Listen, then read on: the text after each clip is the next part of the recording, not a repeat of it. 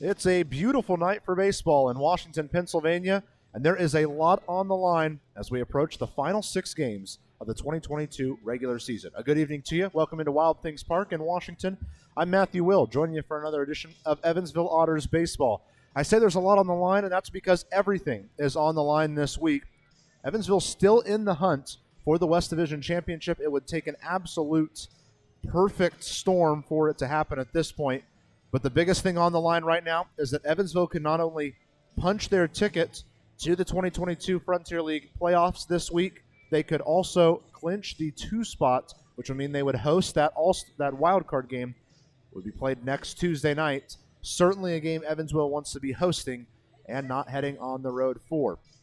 Evansville's fresh off a pretty tough loss on Sunday to the hands of the Florence Yalls. They got out to a 4-0 lead after one and never looked back.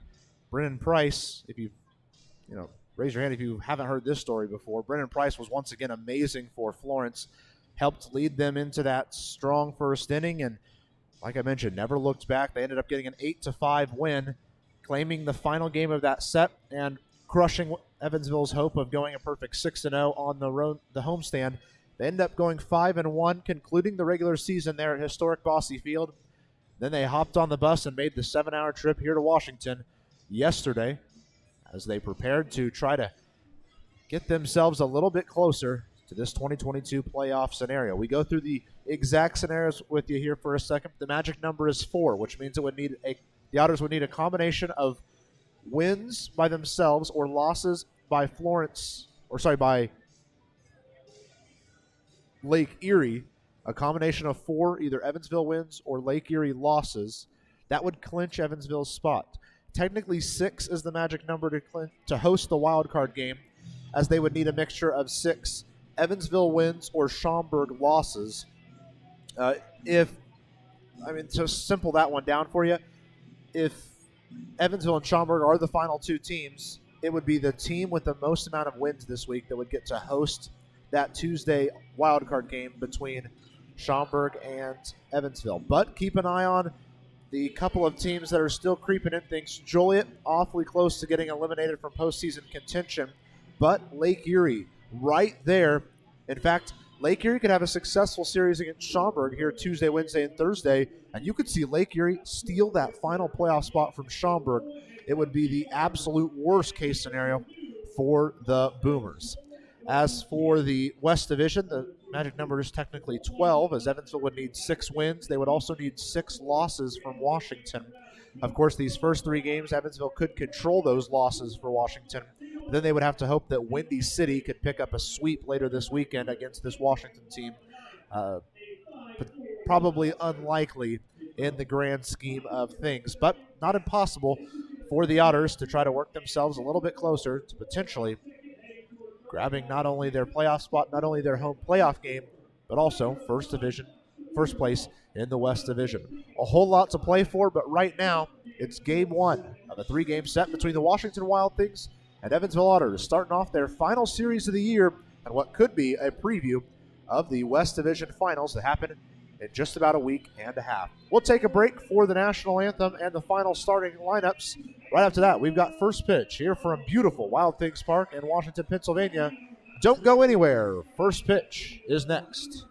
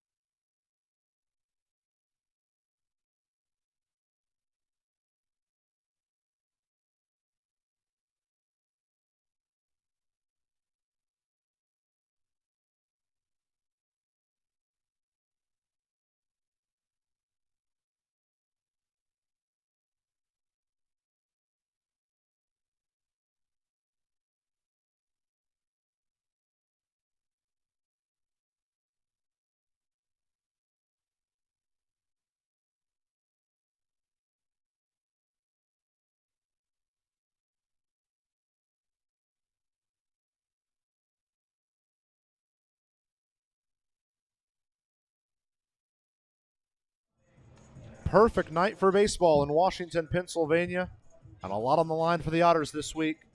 A lot still to figure out here in these last 6 games in the Frontier League regular season. Again, I'm Matthew Will, welcoming you into the Otters Digital Network. I want to walk you through the starting 9 for Evansville this evening. Edward Jones, leadoff hitter of the game, will be right fielder Elijah Mcnamee. He'll be followed by the first baseman, Zach Biermann, and the designated hitter, J.R. Davis.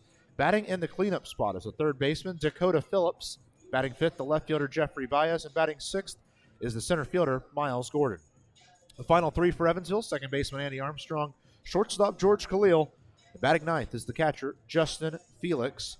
Starting pitcher for Evansville tonight is Zach Smith. More on him in the home half of this first inning. Want to flip the switch over to this home squad as Washington will throw Kobe Foster, who is a incredible 7-1 this year with an 0.96 ERA. He has been exceptional. Otters need to find a way to get onto him very quickly and work their way ahead in this game right away. Elijah Mcnamee, Zach Biermann, and J.R. Davis are the 3 set to kick us off. A lot of games that are already technically not happening tonight. Sussex County at Tri-City, Trois-Rivières at Ottawa, and New Jersey at Quebec all rained out and will not play today. They'll play doubleheaders tomorrow, which leaves us with just 5 games in the Frontier League today. All eyes, especially in this West Division, are on that Lake Erie-Schaumburg matchup as well. First pitch home at 7:10 is a swinging strike 1 to get us started.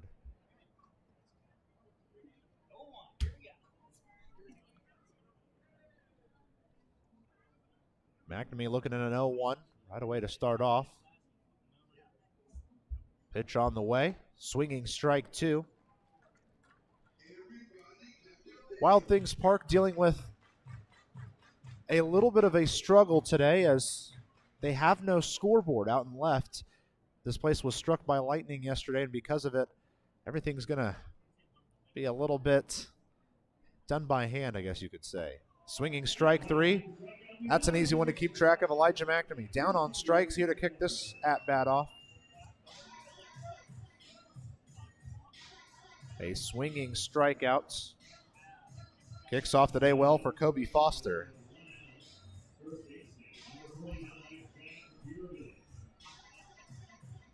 That'll bring up the first baseman, Zach Biermann. Right up there with J.R. Davis as the two of them lead this team in RBIs. 51 for Biermann. He pushes a ball high and very shallow to the left side. Walters is underneath it, and he'll bring it in for the second out of this half inning.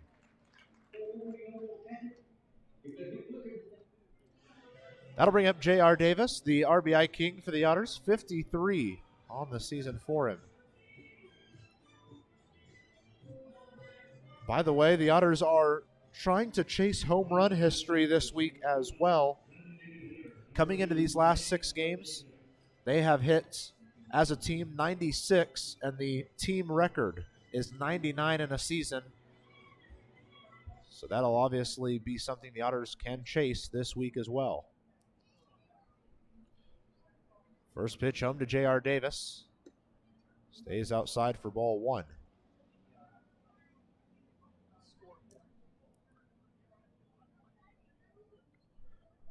Foster taking a second to get himself set up. Pitch on the way. Stays high, ball 2.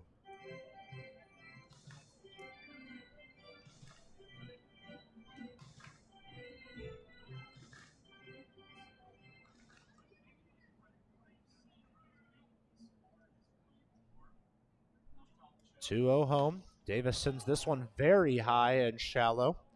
Check is underneath it over there at first. That's where he'll bring it in for out number 3. Very quick first half of the first inning here. Evansville 0, Wild Things coming to bat here on the Otters Digital Network.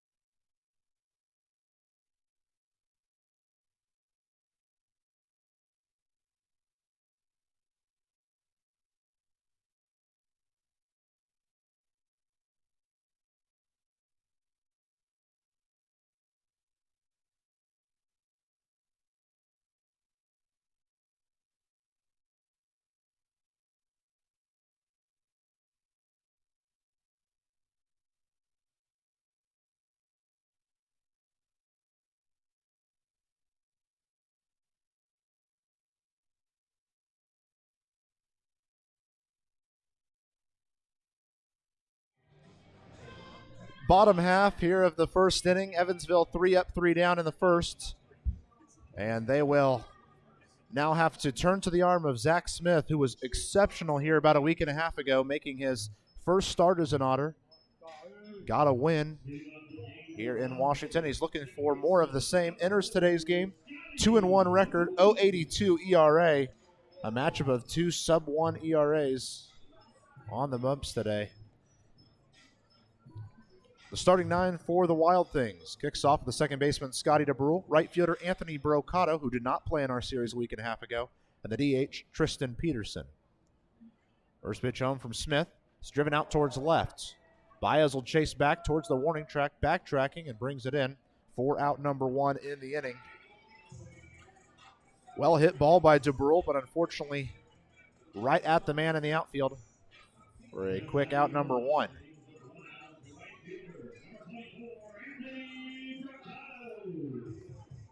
So Anthony Brocado makes his way to the plate now. If you recognize that name from earlier in the season, it's, well, for good reason. Played for Florence for most of the year before being a deadline deal here over to the Wild Things. First pitch to him. Taken for strike 1, a nice looking strike over on the outside half of the plate.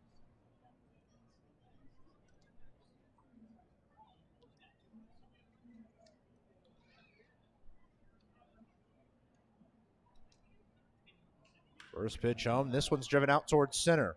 Gordon will chase back towards the warning track at the wall, and it's off the wall. Gordon picks it up. Brocado rounds second, and he'll have himself a stand-up double here for out, or for the first hit of the ballgame. My goodness, if that ball is, 2 inches to the left, it's a home run. But instead it hits the right side of the pole and kicks back into play.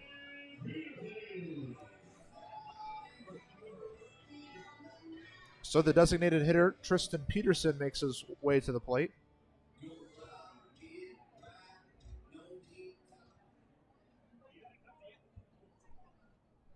Zach Smith having to deal with a little bit of adversity here right away.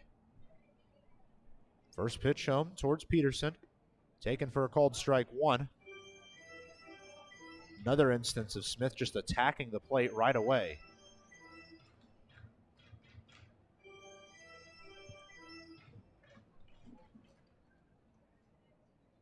Smith, the righty up there, played for Missoula earlier in the year before making his way over to Evansville. He was acquired just a couple of weeks before that deadline and started out of the bullpen for Evansville, and then they decided to try to make him a starter when the team came here to Washington a week and a half ago and was exceptional in that game. And it looks like that's where he's going to call home for the time being. In fact, the dates kind of line up right now. Smith could very well be the man next Tuesday night that starts for Evansville in that wild card game, if that's indeed where they play. And it's a swinging strike 3 that will sit down Tristan Peterson for the first German-American Bank strikeout of the day for Zach Smith.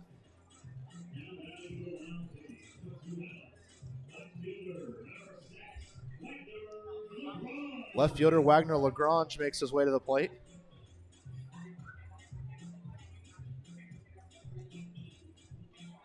Lagrange, a hard-hitting righty, 59 RBIs to his name, a .334 batting average in him today.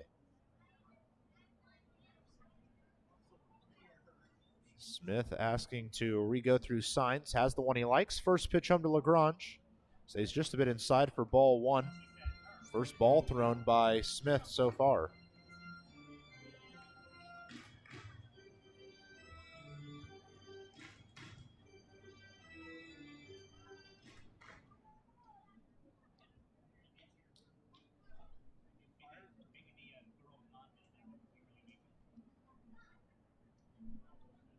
One 1-0 pitch to Wagner Lagrange. Stays inside for ball 2. Otters playing with a little bit of heavier hearts today as they got the news late Sunday night of the passing of Bruce Pittman, secret weapon. You could always know he was going to be at the ballpark every single home game with his cowbell going all night long. Ball grounded to the left side, through for a base hit. They're going to round the man home. Brocado hits the brakes suddenly then after he was rounded home, and looked like he might have slipped up too. Baez is a difficult man to try to run against, and a single will put runners at the corners now.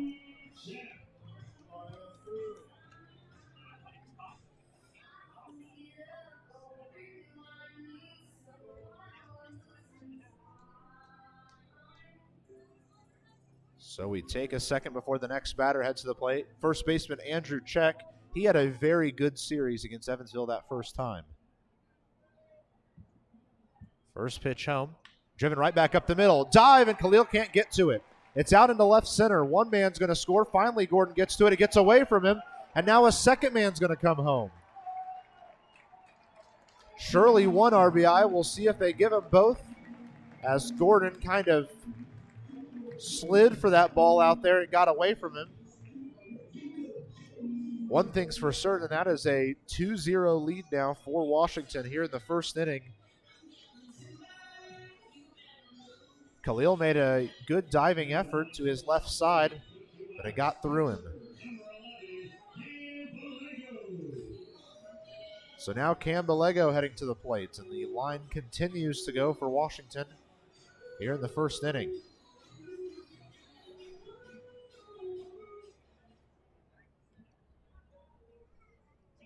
So officially RBI double. The second man scores because of the error by Gordon out there.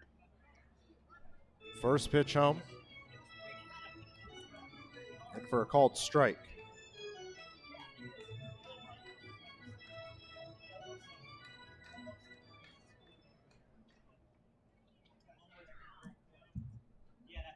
Oh, 0-1 the count for Cambalego. Pitch comes home, and it's swung on and missed for strike two.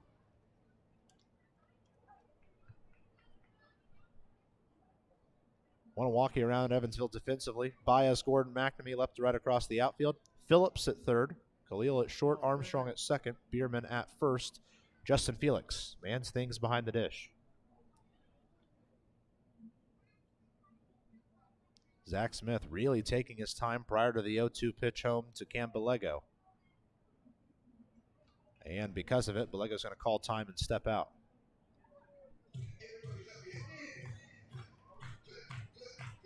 Kind of what you'd expect out of a Tuesday night crowd, but a much better showing on the right side, as that's where the, of course, sun is not shining on you too hard. 0-2's outside for ball one. Smith trying to get the man to chase out there. Otters have really struggled with these first inning runs all year, but especially here in the recent goings. If you count the two tonight, Evansville's given up 54 runs in the first inning. And that's good for right about an eighth of the runs they've given up. Ball right back into the glove of Smith. He'll toss over to first, and finally the Otters get that third out, but not before they give up 2 runs on the RBI double from Andrew Check. We head to the second inning. It's Washington 2, Evansville 0 here on the Otters Digital Network.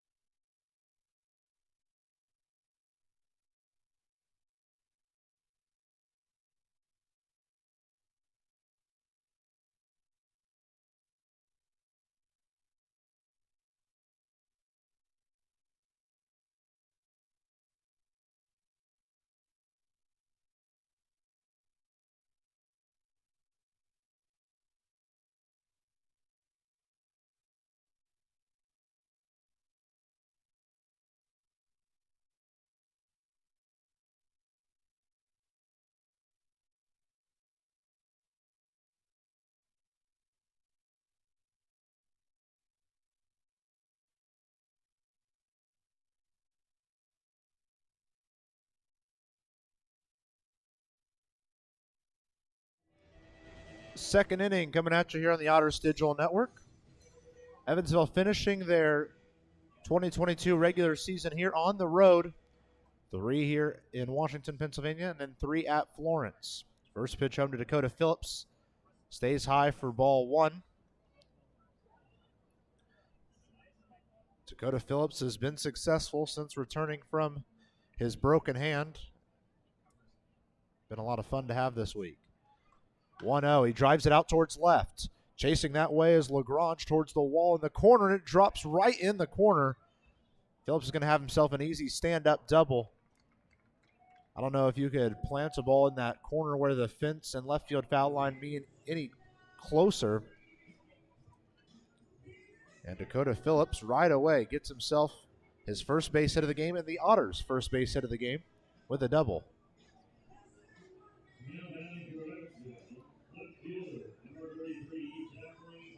It's exactly what Evansville needed after giving up runs just a second ago. So that will now bring Jeffrey Baez to the plate.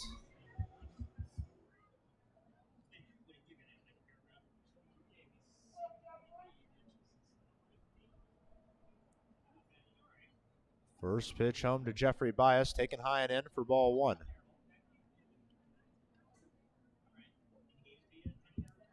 Jeffrey Baez hasn't had as much playing time recently due to the successful play of Brian Rosario, but he gets a start in left today. 1-0 home to Baez, taken high once again for ball 2.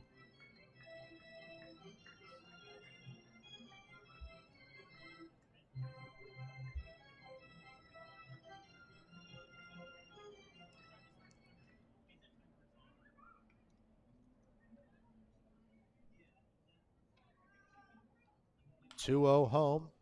Baez hits it sharply high to the right side. Check seems to be underneath it in foul territory, and he brings it in for out number 1. Baez just got a little too underneath that one, and it's a foul pop out to the first baseman.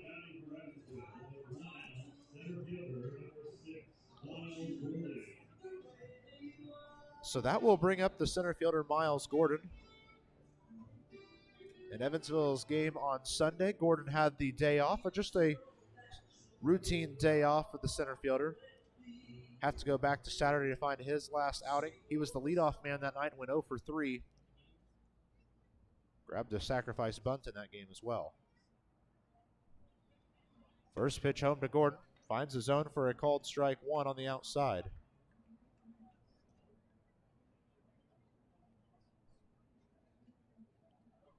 A little bit of a shift to the right side for this Washington defense, which we'll walk through in just a second. The 0-1 to Miles Gordon. And before it comes home, Foster will step off. And with it, let's walk you through the defensive alignment for the Wild Things. Lagrange, Roa, Brocado, left to right across the outfield. Walters mans third. Wilbur at short. DeBrule at second. Andrew Check mans first. And Cambalego is behind the plate for Washington. Now an 0-1. Gordon takes that one near the hands for ball 1 and evens his count up. A ball and a strike.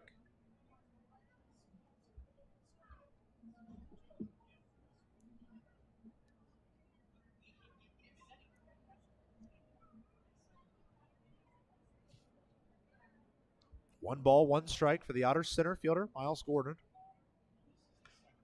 Pushes one foul to the right side, and it will make its way down towards the Wild Things bullpen. Take the count to 1-2.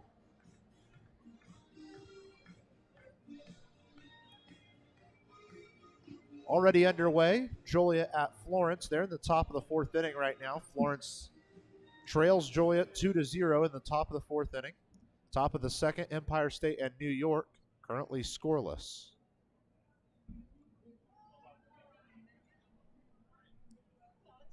A 1-2 to Miles Gordon. Stays low and outside, and with it, our count evens at 2-2.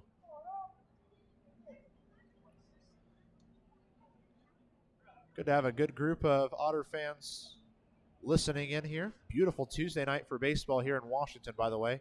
Rained all morning, and now ever since it's been nice and cool and breezy. 2-2 to Gordon. He checks the swing. It stays low and outside. They check down. No, he did not, so the count heads full for Miles Gordon.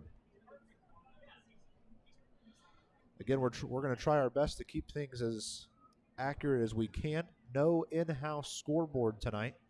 Due to a lightning strike at the stadium last night, it knocked out the scoreboard here at Wild Things Park, so we're having to keep everything by hand tonight. 3-2 payoff pitch, and Foster's going to step off and try to keep Phillips close out there at second. Otters trying to bounce right back after giving up a couple of runs in the bottom half of the first inning. Foster gets set, kicks home on the 3-2. Gordon puts it down the right field line, down for a base hit. Phillips is going to come around to score. There goes Gordon. He's starting around second, making his way towards third. There will be no relay. It's an RBI triple for Miles Gordon, and the Otters are on the board.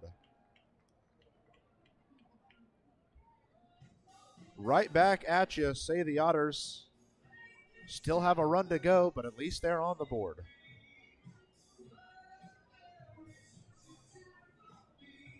This is a ballpark that if you can lay something down the line, if it's hooking that way, it'll just wander into the corner behind the bullpens. The bullpen will scatter for you, but you've got a long throw ahead of you.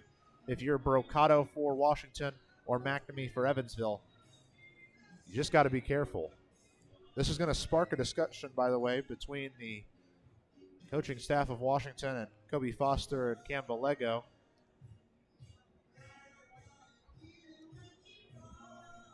Foster, a guy that does not get rattled this year. I mean, a 7-1 record with an 0.96 ERA speaks for itself. But if the Otters could even this game up here in the second, it would certainly make life a little easier on Zach Smith. We head to the second baseman, Andy Armstrong. If you blinked, you surely missed it. Andy Armstrong is currently on a 4-game hitting streak for Evansville, one shy of his season high. They've just been little hits here and there to help his team out. First pitch home to him. He shows bunt, but it's a called strike anyway. Little squeeze action potentially for Evansville.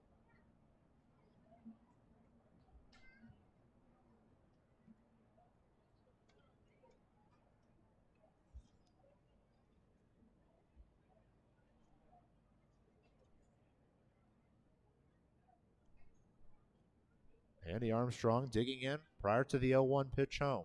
Gordon has a big lead over at third. And Foster's going to step off and try to keep him close. I'm not sure if he's just trying to keep his men close, if he's having difficulties agreeing with things with his catcher Cam Bellego, but Foster does seem a bit rattled in the opening couple of batters here in this second inning. Ball sent to the left side by Armstrong. Gordon will hustle back, and it will be a non-helpful out for the Otters. Officially 5-3 on the fielder's choice. And it'll bring the shortstop, George Khalil, to the plate. And with 2 outs, he will have to be the one that tries to bring home Gordon. And just to add to it, they've just announced he's the beer batter of the evening, and Khalil will have some fan heckling on top of this first at-bat.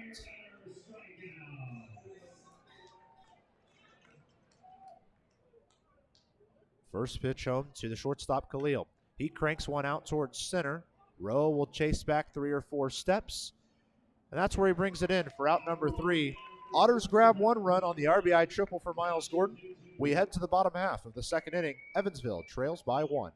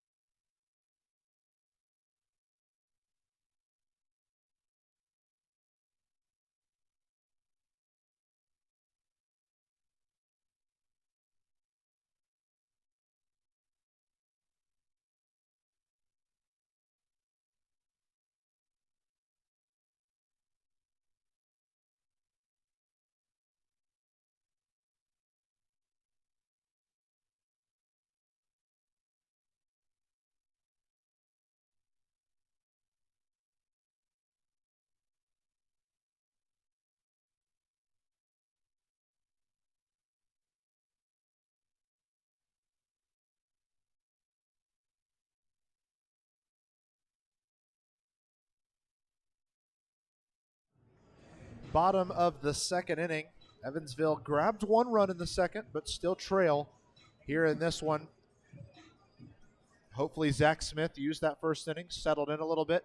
Otters need him to throw a scoreless one here. First pitch home's outside to Ian Walters, who kicks off this half inning.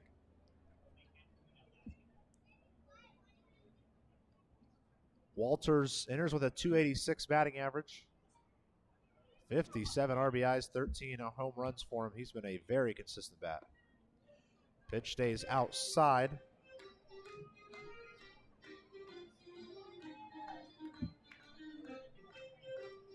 For ball one.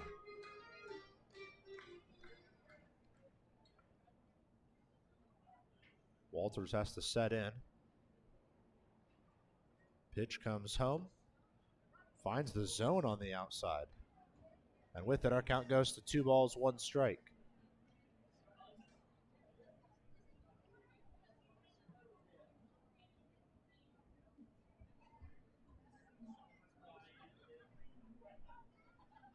Pitch comes home outside and make it a 3-1 count. Ian Walters ahead in the count, 3 balls, 1 strike, kicking off this second inning.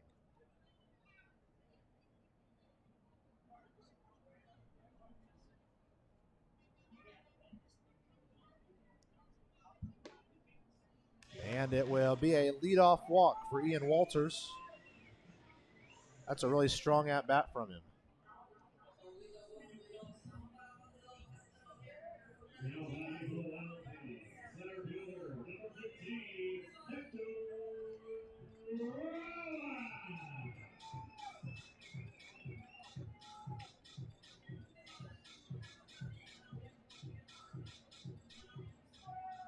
So a good lead over there at first for Walters as Hector Roa heads to the plate, center fielder for the Wild Things.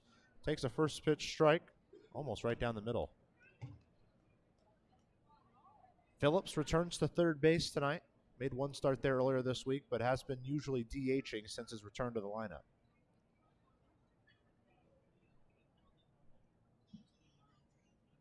Oh, 1 home. That stays outside, evens the count. 1 ball, 1 strike.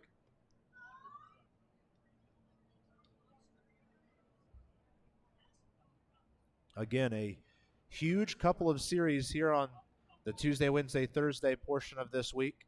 Evansville's here at Washington, and Lake Erie is at Schaumburg. After all the games Thursday night, we might have a much better picture of where things are laid in the West Division. Pitch comes home and is weakly grounded to the left side, but foul. Of course, I say that we could have things much more clear Thursday. We could also have a much cloudier vision as well, as things could continue to get more and more hectic. If Lake Erie can take this series at Schaumburg, it would be one of the most impressive and fun turnarounds we've seen in a long time. I mean, this is a Lake Erie squad that had a complete roster turnaround in that middle parts of the season and is now just a couple games out of a potential playoff spot. A pitch outside takes our count to 2-1.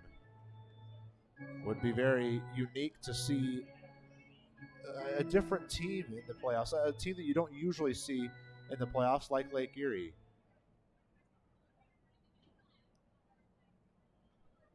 Ian Walters returns to his lead over there at first. Hector Roa looking at a 2-1 pitch at the plate. Still no outs here in the home half of the second inning. Pitch home from Smith. Bounces in, gets over Felix, and because of it, it will be a free base for Walters. That ball landed in front of Felix that took such a jump. Went bouncing over him.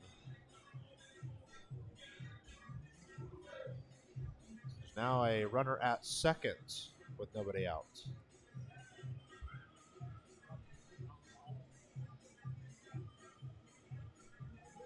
So the count is now full for Hector Roa. 3-2, payoff pitch home. Weekly grounded towards Khalil. He charges in towards it. His throw over to first in time for out number 1 of the inning. Walters is going to advance to third on it.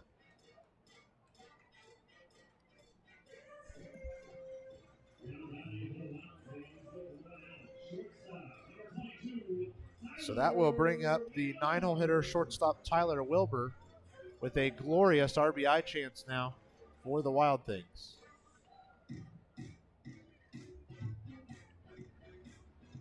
Boy, would that hurt Evansville to go out there, grab yourself a run and get a little bit closer and then have Washington go right back up. Ball sent out towards right center field. Long run for Mcnamee. He brings it in for the second out, but Walters is going to easily score on the sacrifice fly, and the lead returns to 2.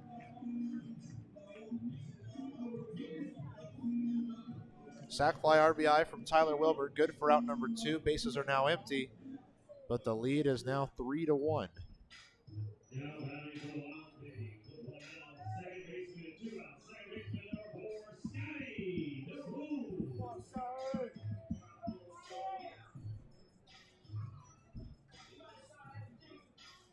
Scotty DeBrule making his way to the plate. Nobody on base now with 2 outs. First pitch home. Stays low and outside for ball 1.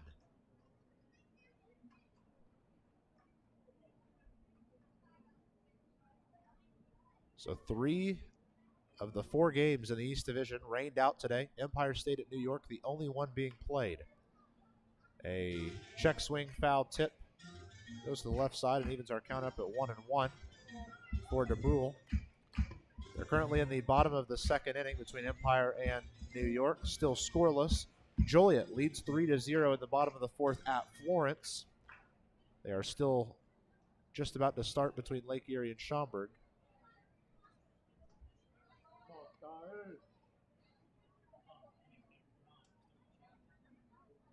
And then Gateway at Windy City rounds out the evening.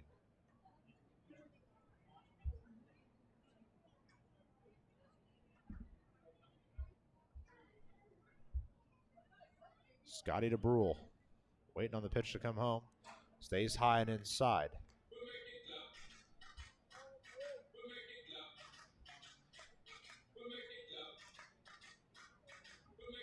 So Smith resetting.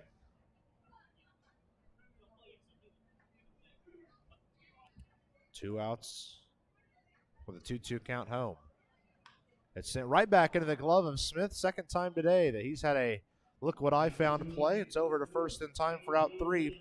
But Washington again finds a run with a sacrifice fly RBI. With it, we make our way to the 3rd inning. It's Washington 3, Evansville 1 on your home for Evansville Baseball, the Otters Digital Network.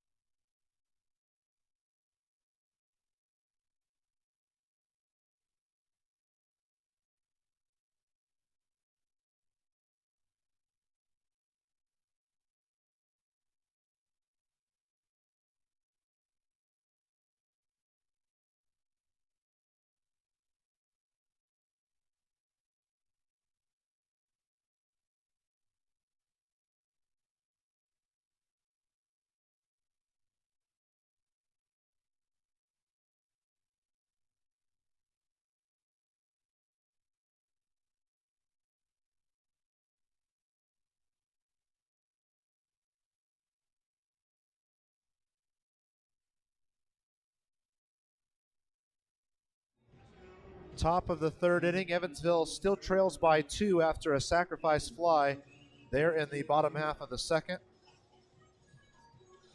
So as we head to the third, it's Felix, Elijah Mcnamee, and Zach Biermann due up for the Otters.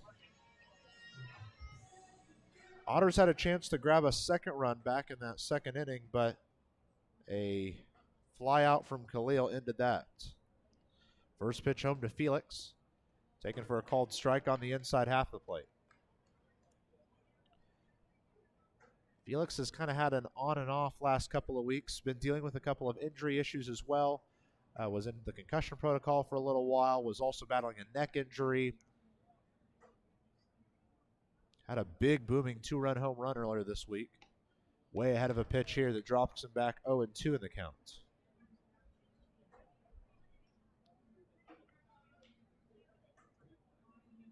Really no shifting for this Washington defense. Pretty much playing straight up for Justin Felix. If anything, the shortstop playing just a little bit to the left side. 0-2 home, and it's hit sharply towards that shortstop, Wilbur, who's in perfect positioning. Throw overs in time for out number 1. Ball was hit directly at Wilbur at short. Good, well-hit ball from Felix. Just didn't have enough steam and was a little bit over to the left. So back to the top of the order we go, and the Edward Jones leadoff hitter of the game, Elijah Mcnamee, walks in. Mcnamee struck out back in the first. Elijah Mcnamee had one of his best games of the season the last time we were here. It was his 200th professional game, and in the game he went 2 for 3 with 3 RBIs. First pitch to him, taken for strike 1 on the inside half.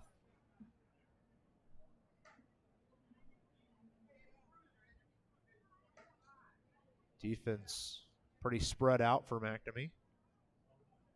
Standard positioning for everyone out there. 0-1 home.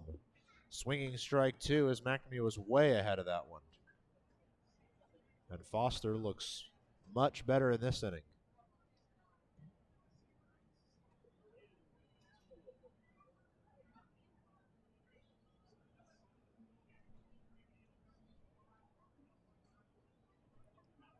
Pitch home to Felix. Sent sharply to the left side, foul. We remain at 0-2.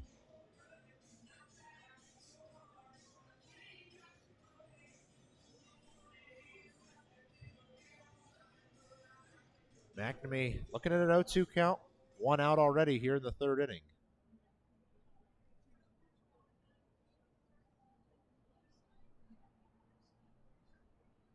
Offering to Mcnamee. Taken high for ball 1, maybe eye level there on the fastball.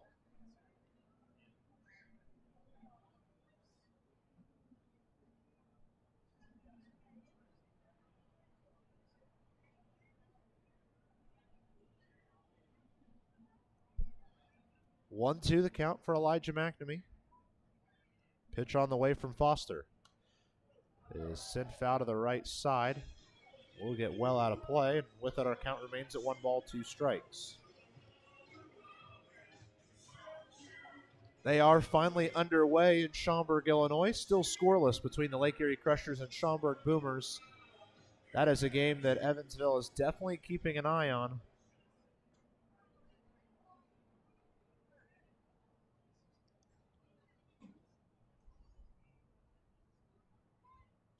Pitch home. Again sent foul back behind home and out of play. And our count remains at 1-2.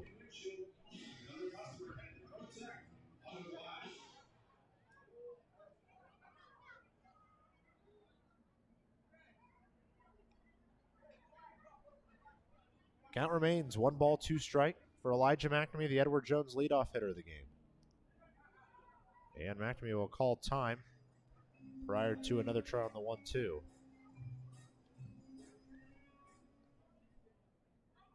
So after 3 straight foul balls, we have another edition of the 1 ball, 2 strike count to Mcnamee. A half swing, it stays inside on him, and with it the count expands to 2 balls, 2 strikes. A little different timing tomorrow. Tomorrow is a 6:05 local time first pitch, so 5:05 back there in Evansville. Then we return to the 7:05 start on Thursday, 6:05 back in Evansville. 2-2 home, sent hard towards the shortstop Wilbur. He charges in, throw over to first, is in time for out number 2.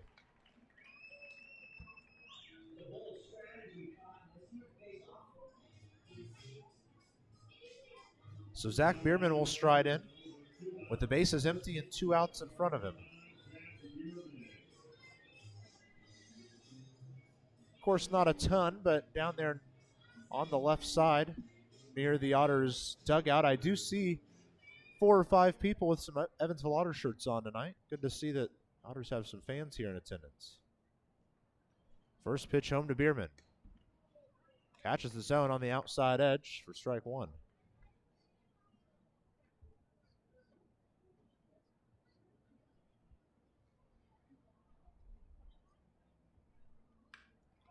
Ball sent very high in the infield. Dropping back is Foster, and he'll bring it in for his own 3rd out. We make our way to the bottom half of the 3rd. It's still 3-1 in favor of the Wild Things here on your home for the Otters Digital Network.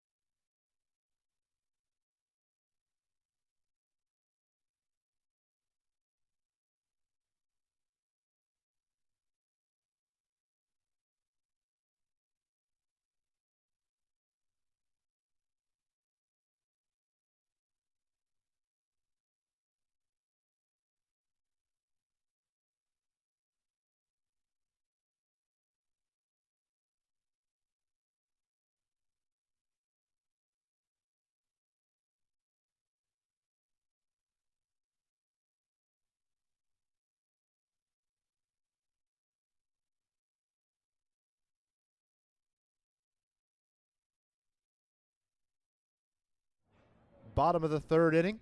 Evansville trails here 3-1. Anthony Brocado set to kick off this half inning.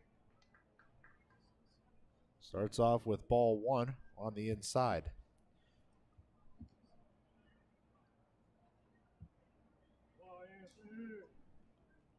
Brocado had a double back in the 1st inning. Swings through one here for strike 1 that evens his count. His double helped set up a successful 1st inning for Washington, one that they scored 2 runs in.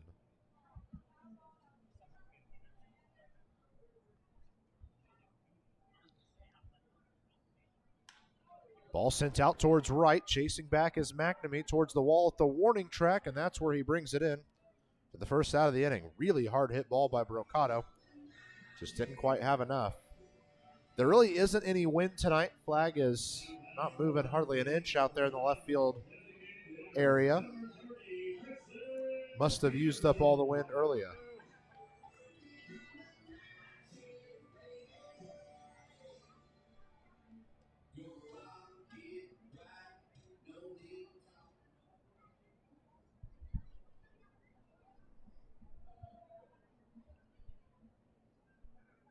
Pitch comes home, swung through. For strike 1 for the DH, Tristan Peterson. He started off with a swinging strikeout his first time up.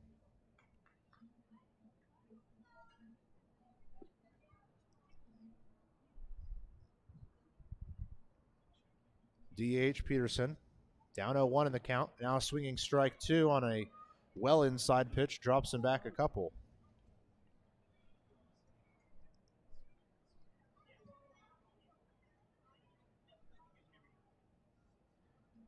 Long break for Zach Smith up on the bump. He fires home on the 0-2. It's hit sharply to the left side. Khalil makes a grab. Long throw across the diamond's going to be a little bit late. And it'll be a single for Tristan Peterson.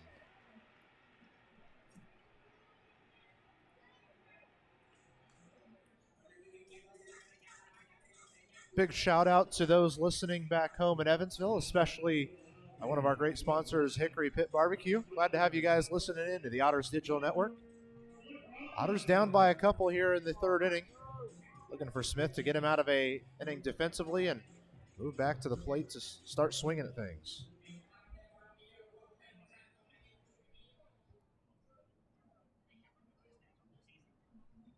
Wagner Lagrange ready for his first offering. It's a called strike on the inside edge after the one-out single from Tristan Peterson.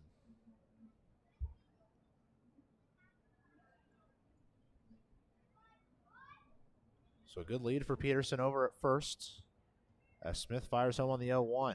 It stays low and evens our count up.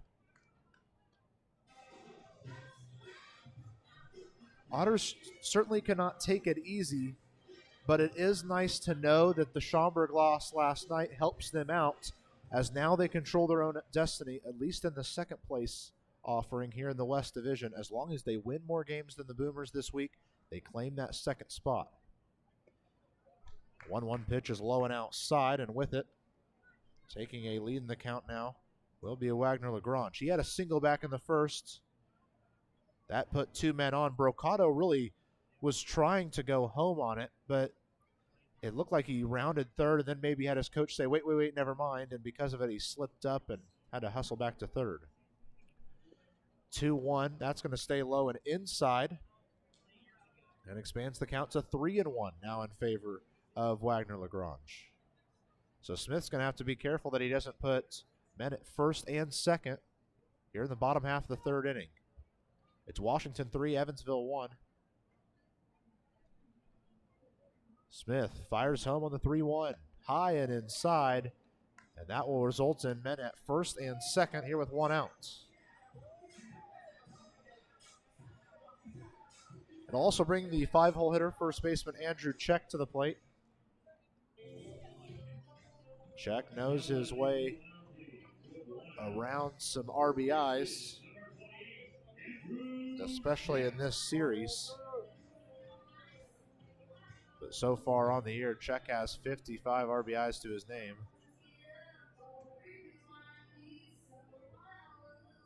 .296 average entering this series.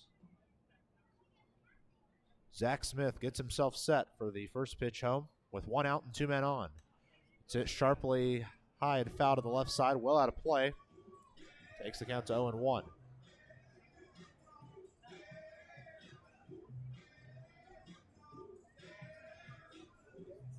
We do have our first run of the game in Schaumburg.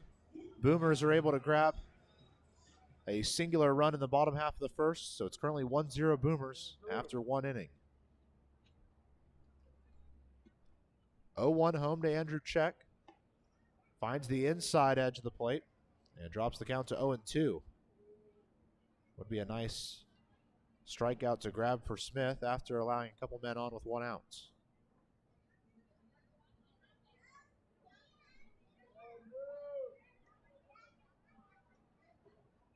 Men at first and second with 1 out in the bottom of the third inning. Smith fires home on the 0-2. Hit right back up the middle into the gap and left. One man surely going to score. Baez still hasn't gotten to it. It's Gordon who picks it up. A second man coming home. It's going to be a 2-run double for Andrew Check and the Washington Wild Things. And it is a 5-1 advantage now for Washington. That ball hit perfectly into the gap. Certainly not what Evansville wanted to see, and because of it, Max Peterson's going to have a walkout and have a talk with his pitcher. 3 RBIs already for Andrew Check on his couple of doubles. Entire infield's going to come in to have a talk with Max Peterson and the pitcher Zach Smith. Otters need something here. Defensively first, then they're going to have to find a whole lot of offense. Now down 4 runs in the bottom of the third.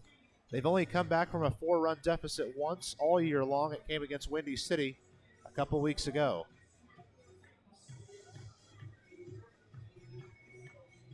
Currently just one man on. That's Andrew Check at second. There's one out in the inning.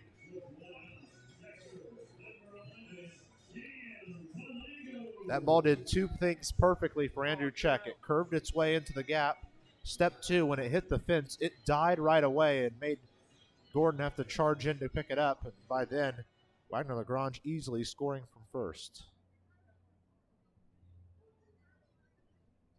So Zach Smith ready to throw home to the catcher Cam Bellego. With 1 out and a man at second. Pitch stays low and outside for ball 1.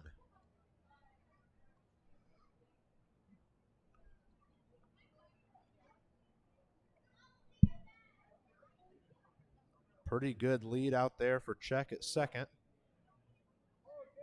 Otters don't have any infielders keeping him close. The 1-0 stays low for ball 2. It takes our count to 2 balls, no strikes for Cam Bellego.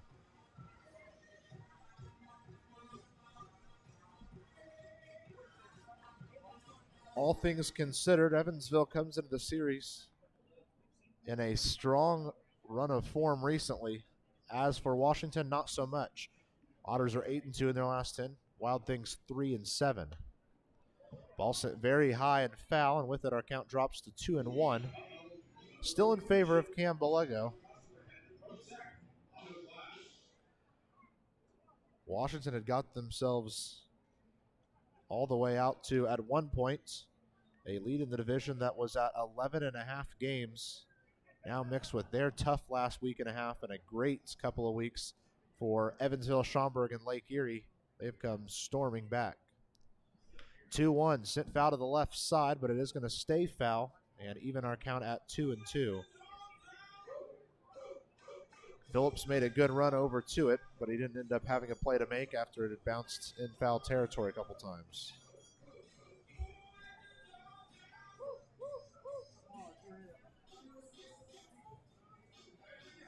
Looked like Smith was really starting to settle into a good part in this game, but right away Washington got at him again. Man at second with 1 out. 2-2 pitch home to Bellego. Sends this one very high. Shallow right field. Armstrong drops back. Brings it in for the second out of the inning. Very important out there for the Otters. They don't allow the man to advance any. So the third baseman, Ian Walters, heads in with 2 outs and a man at second. It's kind of got to be considered for Evansville as a must get out here. Do not want to give up another run further.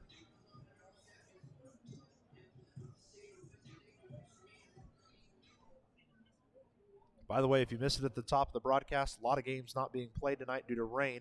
Sussex at Tri-City, Trois-Rivières at Ottawa, and New Jersey at Quebec. All rained out. They'll play doubleheaders tomorrow. As for the West Division, all of them in full swing. Joliet's up 3-0 at Florence. They're in the bottom of the 5th. In the bottom of the 2nd, Lake Erie trails at Schaumburg 1-0.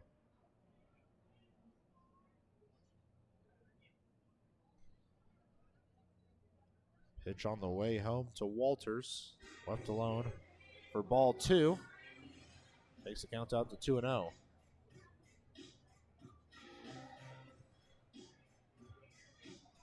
Otters here in Washington for the next couple of nights before heading to Florence, Kentucky to finish out the 2022 regular season. Hopefully we'll see all you guys back at historic Bosse Field on Tuesday next week. Pitch misses on the inside for ball 3 now. Because if the Otters were able to hold on to the 2 spot here in the West Division, they would host 1 week from tonight the 1-game wild card against, at least right now, the Schaumburg Boomers. but still a long way to go till then. 3-0 offering. That one's good for a called strike. Didn't necessarily look like a gimme strike, if you will. Certainly a good strike.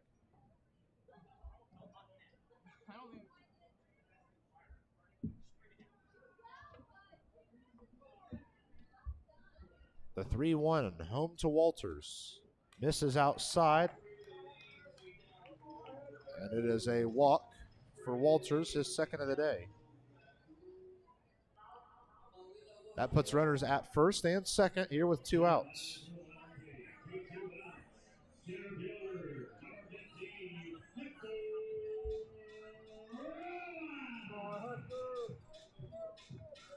The sun is just about completely gone. Stadium lights doing all the work here tonight.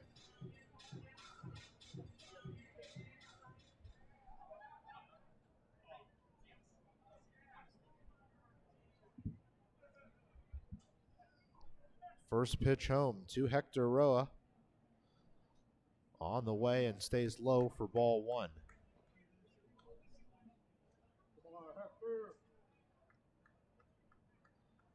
Man on first is Walters. Man on second, Andrew Check. Hector Roa at the plate. Ahead in the count 1-0.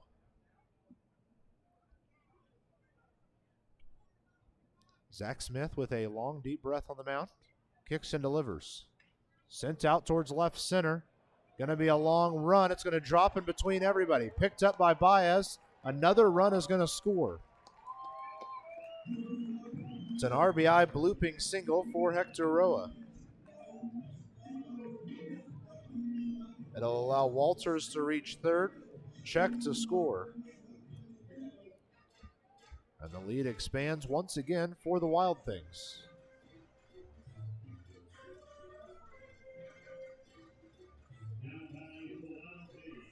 Crooked number innings. One of the things that makes Washington so special. We're seeing it again here.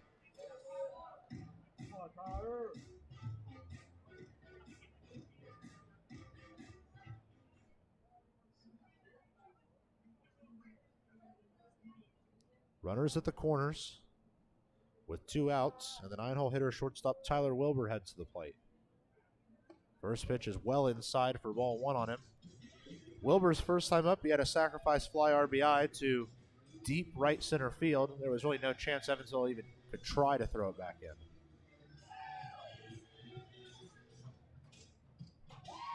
Walters stands on third, Roa on first.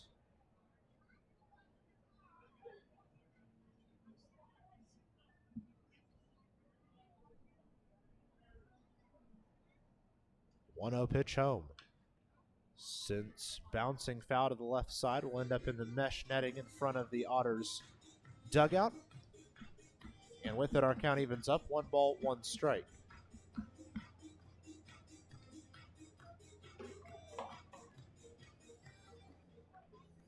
Again, make sure you're staying up to date with everything Evansville Otters on their social medias.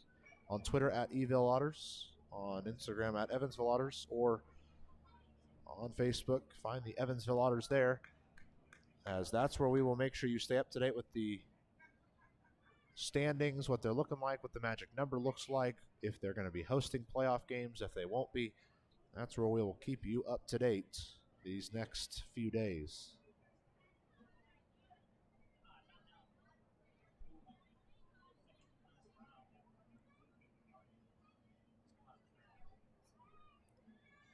Two-one home. Misses for ball 3.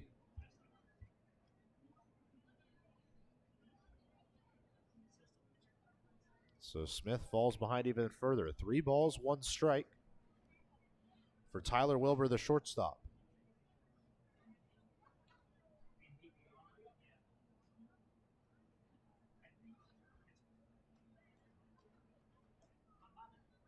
Three-one home. Misses low, and the bases are loaded after a walk. Close pitch there on the low side, but it's going to load our bases up with the leadoff man Scotty DeBrule heading to the plate.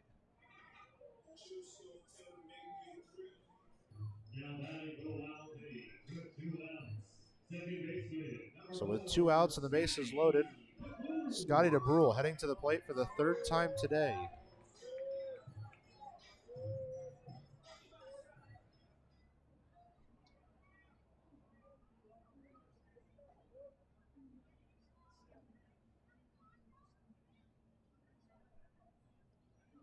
Smith desperately needs an out here now. Nowhere else to put him. First pitch home to Scotty DeBrule, the 9th hitter of this inning. He pushes one out towards left, charging in as Baez. He slides. Did he make the catch? Yes, he did. Much needed out for the Otters, and because of it, we are on our way to the 4th. Evansville now trails by 5.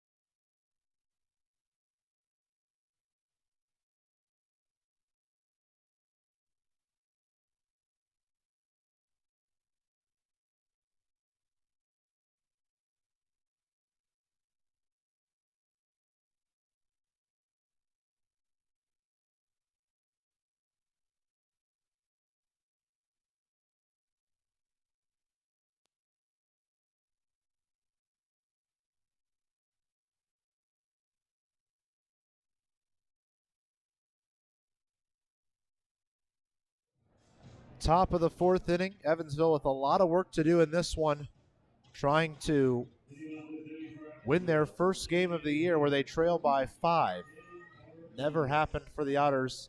It all starts with 1 or 2, and that's what J.R. Davis, Dakota Phillips, and Jeffrey Baez will hope to do here in this 4th inning. Multiple men have batted for a 3rd time now for Washington. Otters struggling to get through their 2nd time through the lineup. First pitch home to J.R. Davis. Thought about going around, and it's a called strike 1 anyway.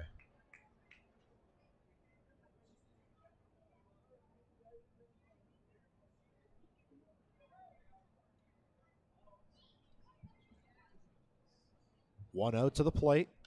Sends very high in the infield by Davis. Charging in his check at first, and he'll make the catch for a pop out to first, the 2nd one of the day for J.R. Davis.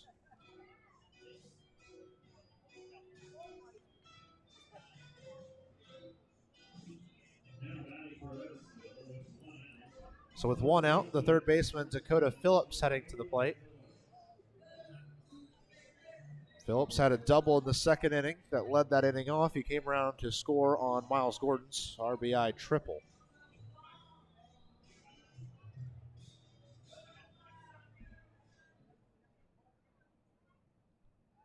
Kobe Foster kicks and delivers on the mound. It stays high for ball 1 and takes Dakota Phillips out to a 1-0 advantage.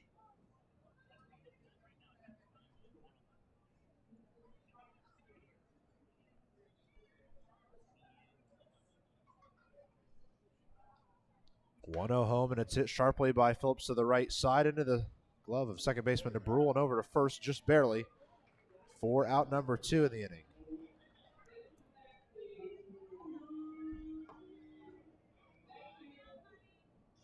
So that will now bring up the left fielder Jeffrey Bias. He fouled out his first time up. So he's got some work to do now. His foul out, he leaned a little bit too much towards that back foot, and because of it, kind of launched the ball much higher than he probably wanted to. First pitch home for him, in there for a called strike 1.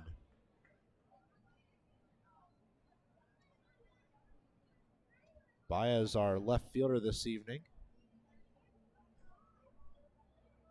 Swings at strike 2, was way out ahead of that pitch. And the Otters now potentially down to the last strike in the inning.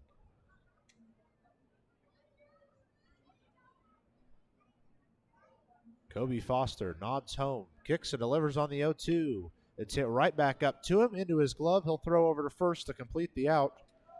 And it's 3 up, 3 down for the Otters for the second straight inning. We're on to the home half of the fourth. Evansville trails in this one.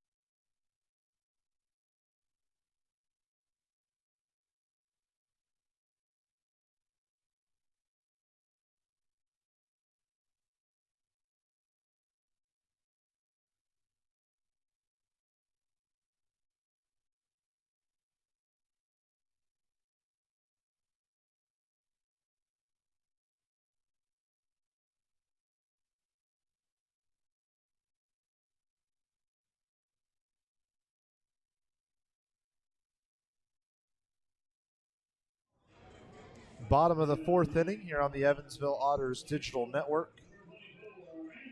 Otters have a lot of work to do in this one. And Zach Smith will have to face off against the 2-3-4 for the second straight inning. Anthony Brocado, Tristan Peterson, and Wagner Lagrange.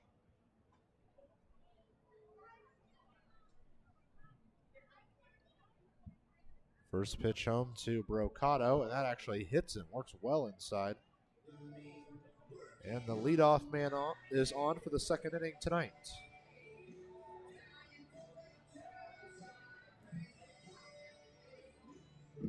So right away, Brocado on first. DH Tristan Peterson making his way to the plate now.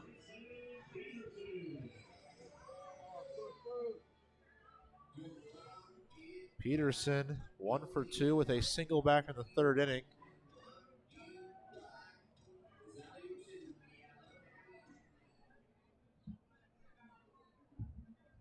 Smith taking a second to agree with his catcher Felix.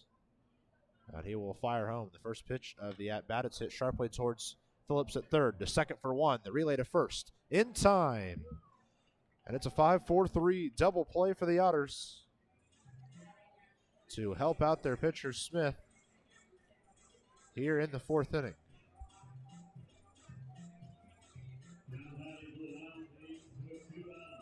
And that is exactly what we've come to expect from this Evansville defense.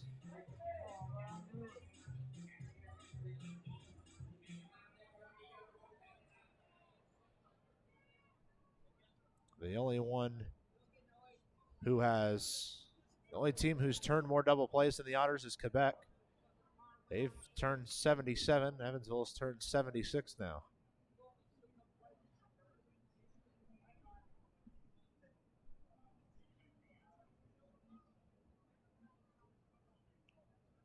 Long wait for Zach Smith prior to the 1-0 pitch to Wagner Lagrange. It's on the way, and it's hit sharply out towards left center. It'll drop for a base hit. Finally, Baez gets to it, and it's a 2-out single for Lagrange. His third time on today.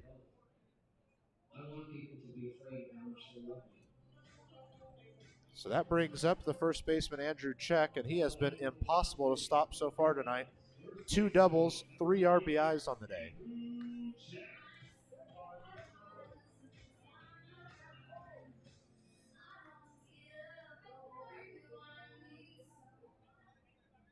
Check, a big lefty hitter. Stands in at 6'6". First pitch home. Finds the outside edge for a called strike 1.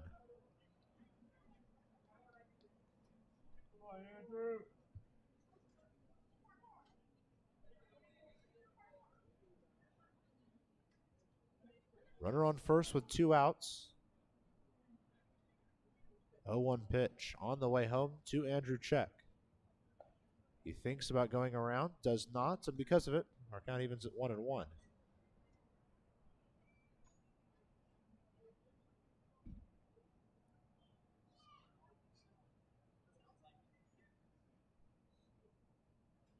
Long wait for Smith to fire home. Finally ready to go. And a 1-1 making its way towards Check. Stays low, ball 2. Felix able to get to it before it gets away from him behind home.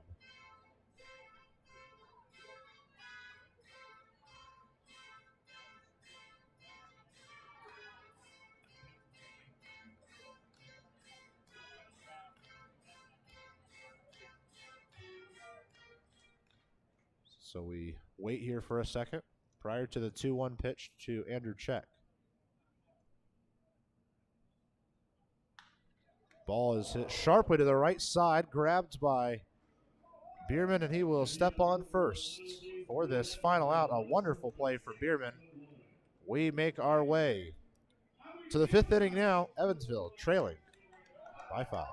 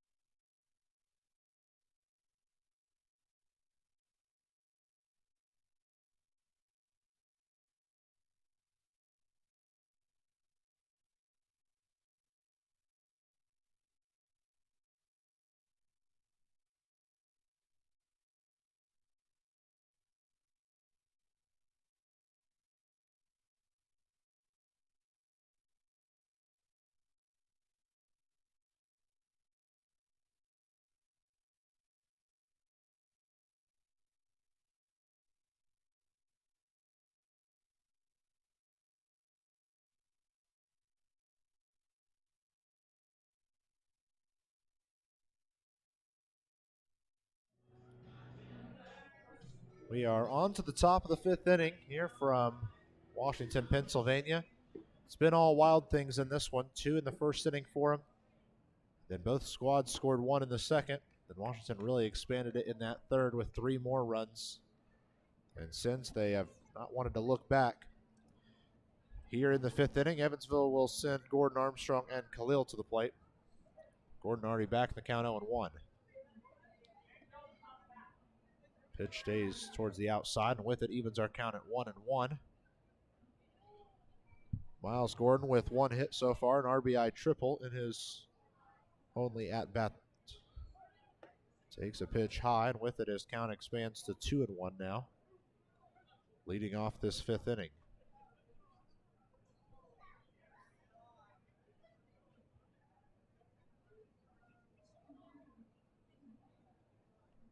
Two 1 for Gordon.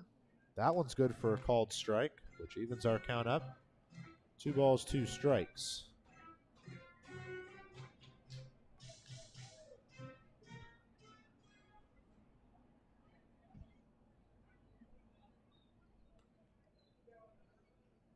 A little bit of a wait, and because of it, Foster steps off and resets.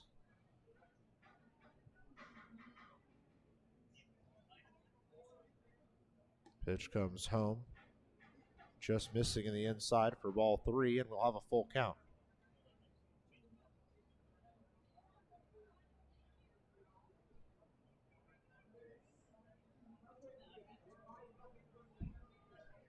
"3-2. Swinging strike 3. Hard to believe that's just the 2nd strikeout of the day for Kobe Foster.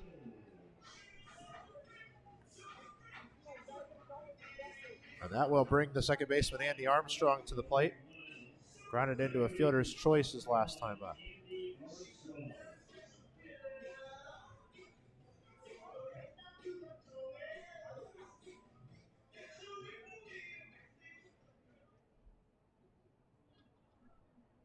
First pitch home. Armstrong takes it for a called strike 1 on the inside edge.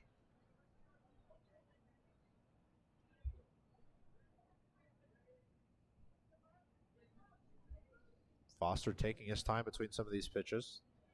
0-1. This is on the outside. With it, our count evens at 1-1. Nearing the halfway point in this one. Otters with a lot of ground to make up. A 1-1. Stays low and outside. Expands our count to 2-0 for Andy Armstrong. Joliet adds to their lead once again at Florence. It's now Slammers 7, Y'all 0. Hefty swinging strike from Armstrong evens his count at 2 balls and 2 strikes. Also, a little update from Schaumburg for you. Crushers have found the scoreboard, and with it, they are even at 1 run apiece.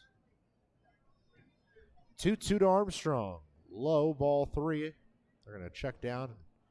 No, he did not, says Mike O'Leary, the first base umpire. And we'll have a full count for the second straight batter. If this record holds and the Otters end up dropping this game, they would hope that Lake Erie could grab a win there at Schaumburg to keep them ahead in this West Division. Ball pushed to the right side, well foul. And with it, we stay put at 3 balls, 2 strikes.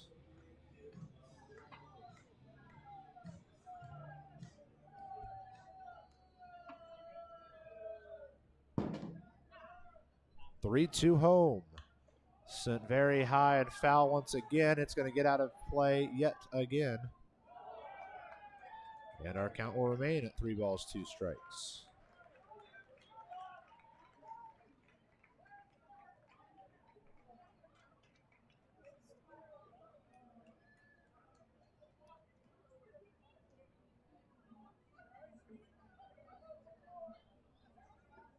So we are staying put at 3-2 for Andy Armstrong with 1 out in the inning.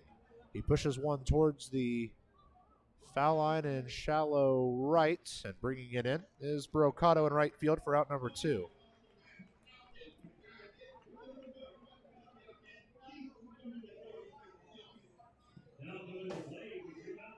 They're finally underway in Windy City. making their way to the second inning. They are still scoreless.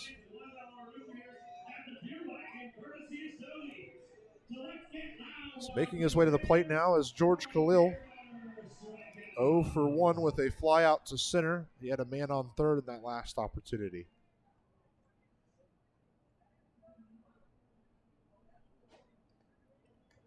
Pitch comes home for a called strike against George Khalil.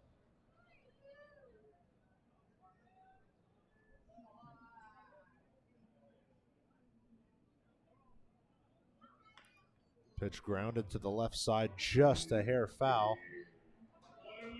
Drops Khalil back to an 0-2 count.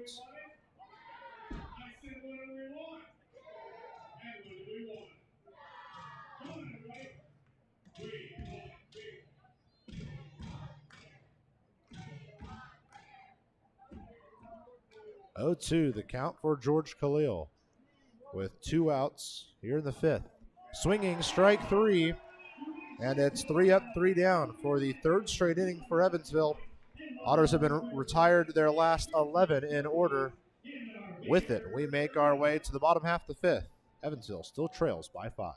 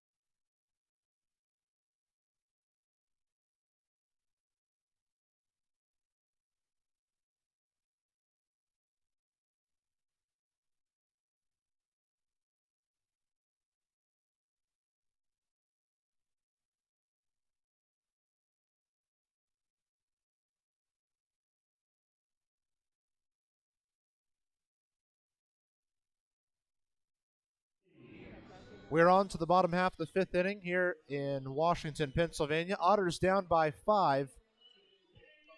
Zach Smith and the Evansville defense will return to the defensive field. They'll face Cambalego, Ian Walters, and Hector Roa.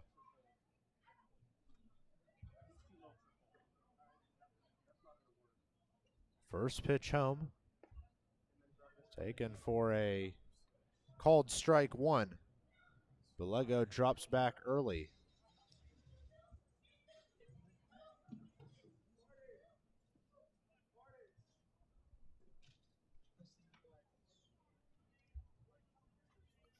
Pitch comes home, well inside for ball 1. With it, our count evens in.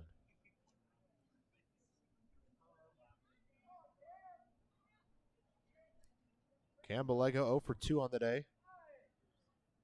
Ground out and a pop out.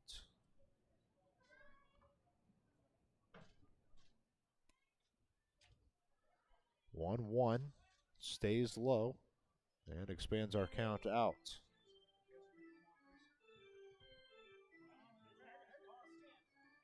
Two balls, one strike for Cambalego. Here kicking off the bottom half of the 5th inning. Just past the Center Point Energy center point of the game.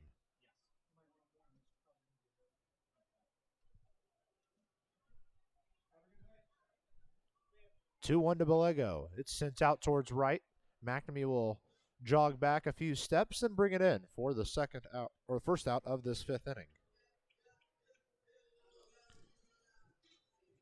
Ian Walters making his way to the plate.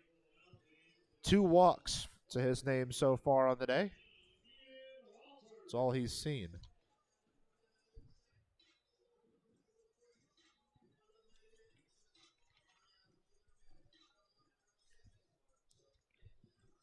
Otters' last 5 games after tonight, all here on the Otters Digital Network, bringing you a 100% free audio-only version of each and every Evansville Otters game. Pitch comes home and is fouled off to the right side, as Walters will drop back in the count 0-1. Walters had 2 really good at-bats, as both of those walks were pretty well earned.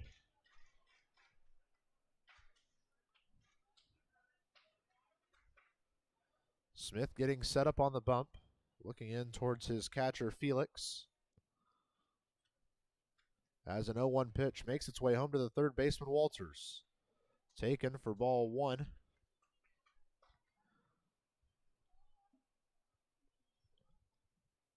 Otters are in their road grays, by the way. Script Evansville written across the front.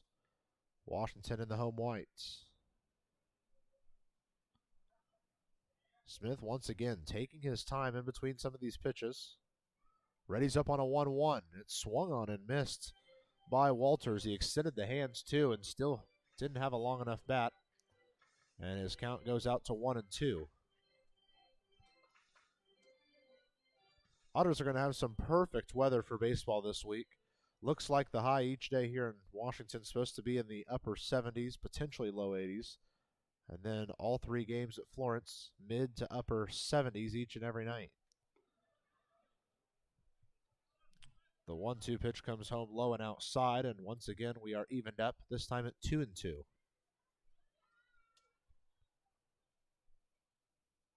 Zach Smith really got rattled in those first couple innings. Looked all right coming out of the second, but then those 3 runs that Washington scored in the third really put Evansville back in the count. A called strike 3 on Ian Walters. A generous called strike from Jim Shaley, but a welcome one for Zach Smith. That's just his second strikeout of the entire day. 2 German American Bank strikeouts. This one good for out number 2 in the 5th inning.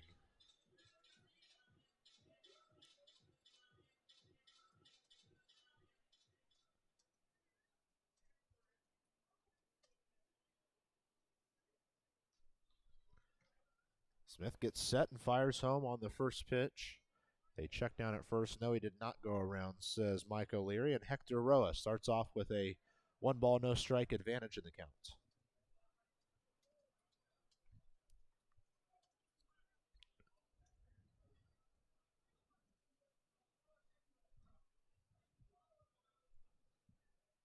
Smith getting set prior to the 1-0 pitch.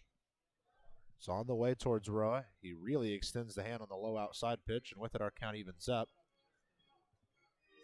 A reminder, tomorrow night's game will be a little bit different than usual. A 6:05 first pitch here from Washington, which means 5:05 there back home in Evansville. And then we return to the 7:05 time here in Washington on Thursday night. 1-1 stays low and allows Roa to once again take the lead in the count.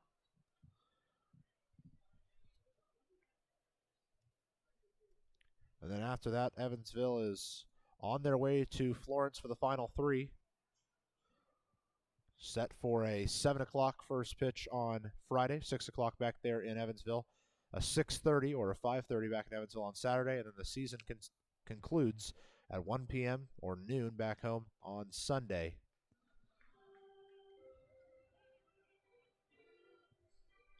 Then we will have to wait and see how everything plays out, as it's very possible the Otters could finish that game at Florence and then have to wait for the results from Schaumburg later that night to figure out where and who the Otters could be playing on Tuesday, if at all.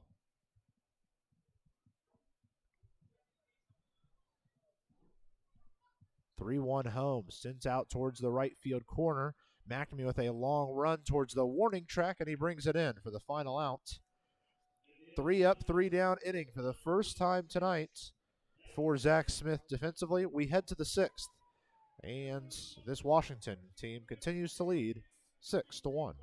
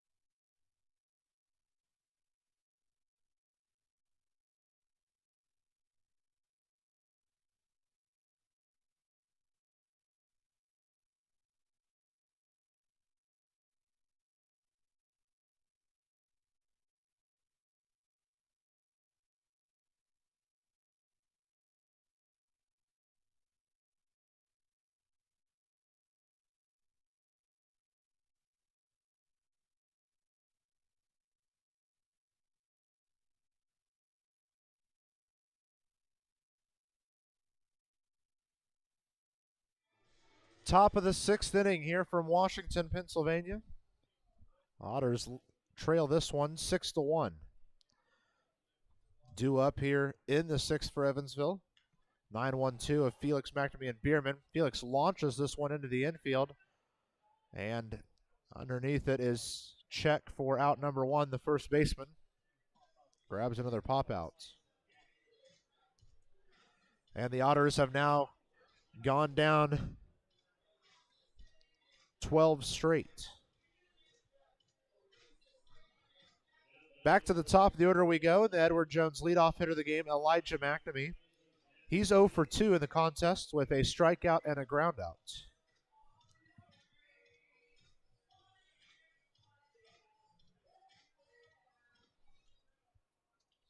Right now, the Otters have just 2 hits. A Phillips double and a Gordon triple. First pitch home to Mcnamee. Taken for a called strike 1. Unsurprisingly, Mcnamee leaves the first pitch alone.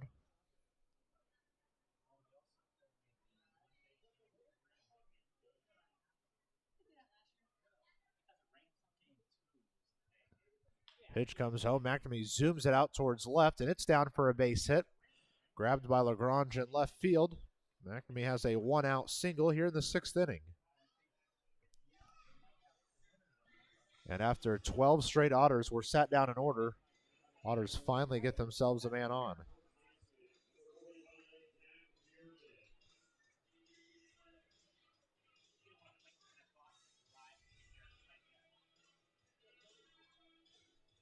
So Zach Biermann will make his way to the plate. 2 pop-outs for him so far, both here in the infield.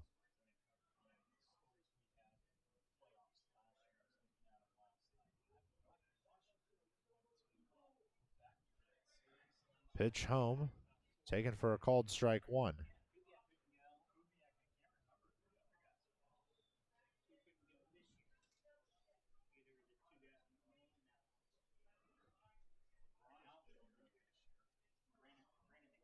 Biermann taking his time to wait for this 0-1 pitch. Foster sends it home. Biermann zooms it to right field, down for a base hit. Could be extras. Mcnamee zooming around second. He'll make his way to third, and it is a double for Biermann. Not quite. Tagged out on his way to second after a wonderful throw from right field from Anthony Brocado. Otters had a great chance here. Tried to get a little too greedy out there on the base paths, and because of it, have just one man on.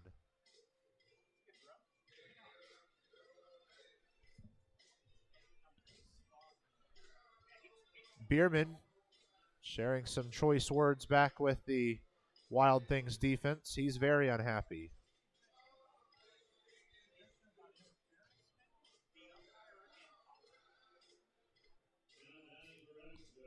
So we head to J.R. Davis after the caught advancing from Biermann. Otters have a man at third, however.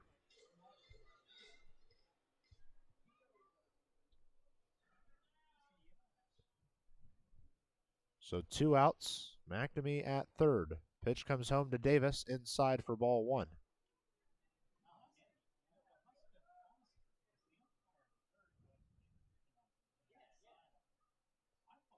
Defense playing in their typical locations.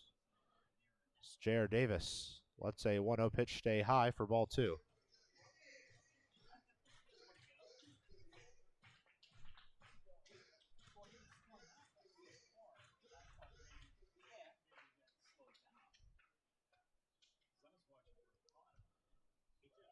Two-0 pitch. This one finds the zone for a called strike 1. Davis has 0 for 2 on the day with 2 pop-outs to the first baseman, Andrew Check. Could be a huge momentum killer for the Otters there.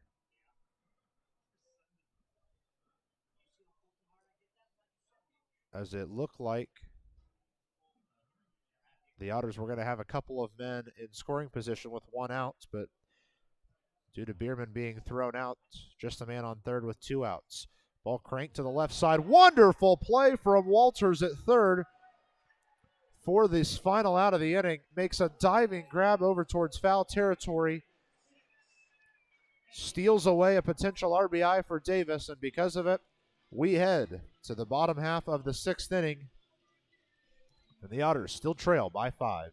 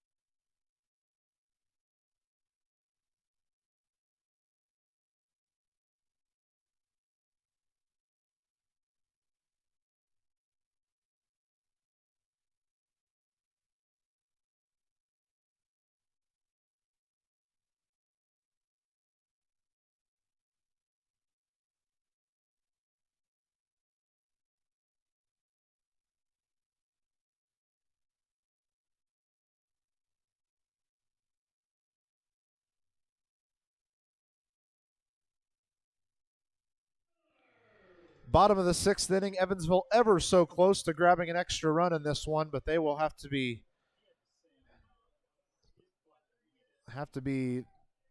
sitting here still with a 5-run disadvantage. 9-1-2 due up for Washington, Wilbur, DeBrule, and Brocado.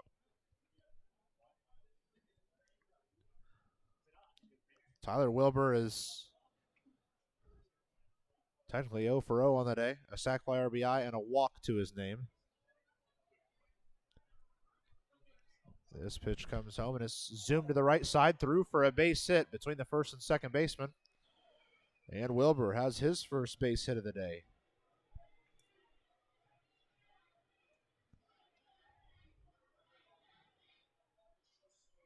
And for the third time today, Washington has the leadoff man on.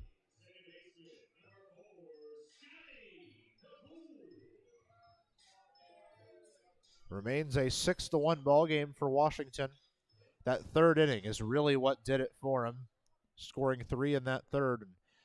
You know, had that not happened, I would still feel pretty confident this is a game Evansville is competing in and can stay close in and can potentially win. But this is one that the Otters have a lot of work to do, and with all these 3-up, 3-down innings they've had, and then the one time they have a chance, having the man get thrown out on his way to second, they have to have something go their way, or else this is quickly going to get out of hand.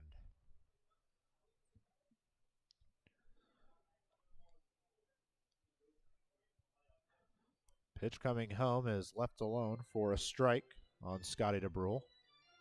And with it, our count evens up. 1 ball, 1 strike. Nobody out. Want to give you another check around the Frontier League.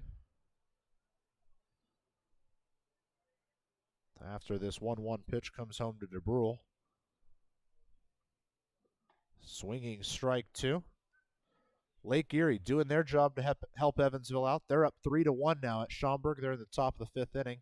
Florence on the board. They're in northern Kentucky, but they still trail 7-1 against Joliet in the top of the 8th inning.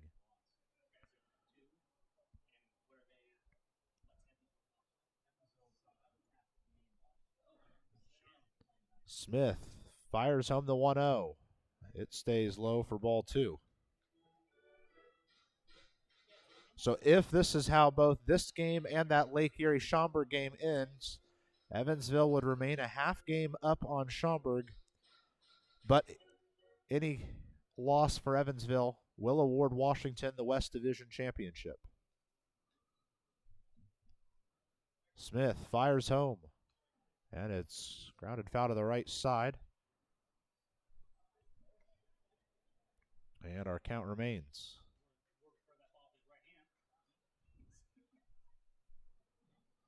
Also, they are staying consistent there at New York. The Boulders remain to just be leading Empire State 2-0. They're in the bottom of the 6th inning right now.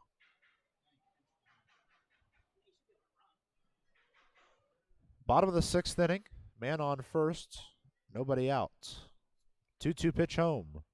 Stays low and inside for ball 3. And Scotty DeBrule will look at a full count. DeBrule is 0 for 3, and he and Cam Bellego are the only 2 Wild Things who have failed to get on base so far.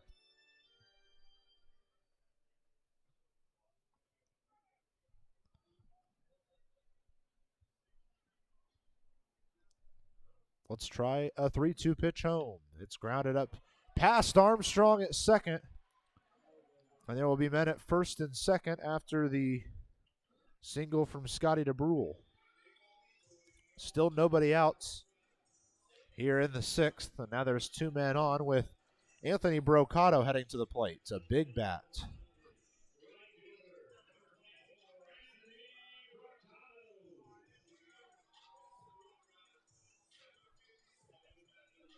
Brocado, the righty, enters this game batting .302. 68 RBIs to his name.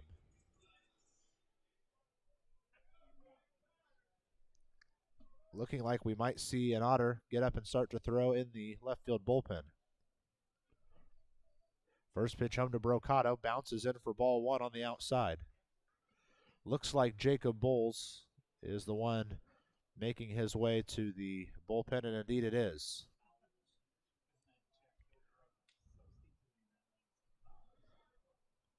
(1-0) the count for Anthony Brocado. Nobody out, runners at first and second.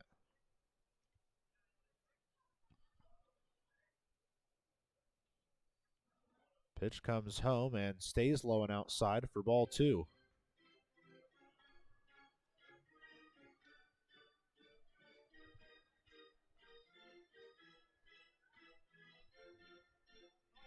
Runner at first, Scotty DeBrule at second, Tyler Wilbur, each reaching on singles to kick off this sixth.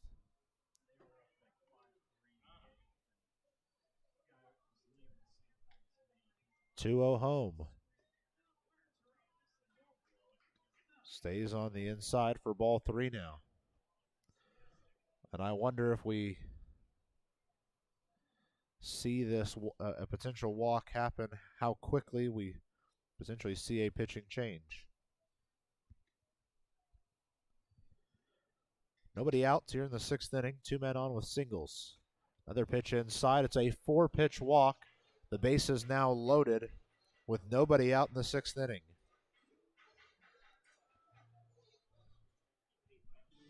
And Max Peterson going to have a walkout to talk with Zach Smith.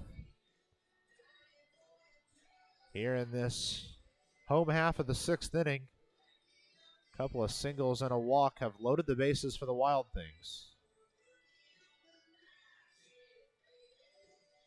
The entire infield comes in to have a talk with Max Peterson, their pitching coach.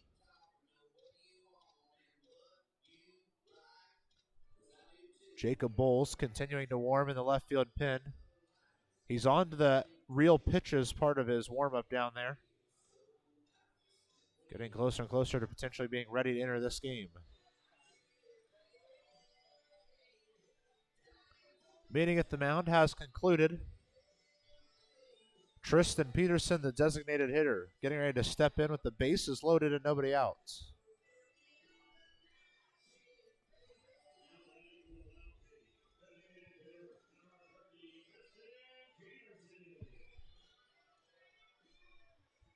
Tristan Peterson is 1 for 3 on the day. Grounded into a double play in the 4th. His first pitch here. Zooms out towards left. Baez running back towards the wall. Gone! A huge home run for Tristan Peterson. And the grand slam empties the bases.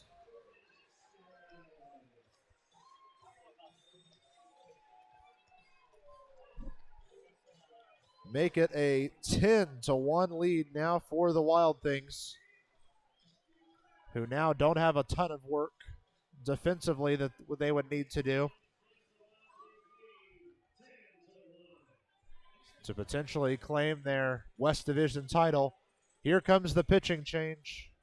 Bowles going to enter the game. More about him right after this. A grand slam has given the Wild Things a 9-run lead here in Washington.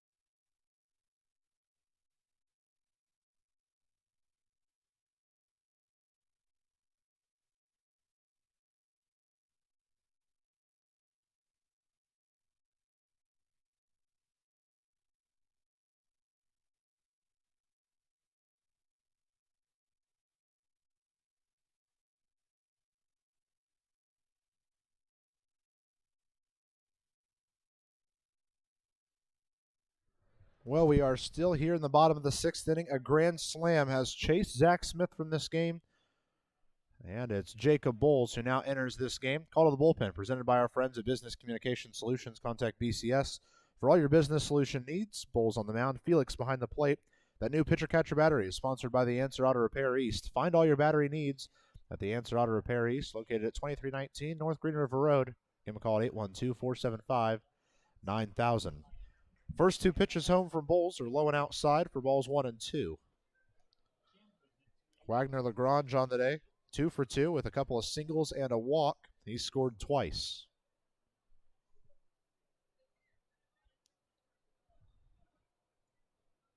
(2-0) the count home to Lagrange. He half swings, and because he's able to hold up, it's ball 3. They'll check down.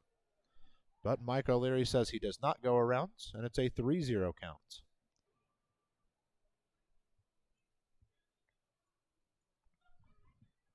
Jacob Bowles' last appearance here in Washington did not favor him well. Walked a couple of men, and then a hit by pitch ended his day. Only faced 3 batters. And it's a 4-pitch walk to Wagner Lagrange to kick off the day here for Jacob Bowles.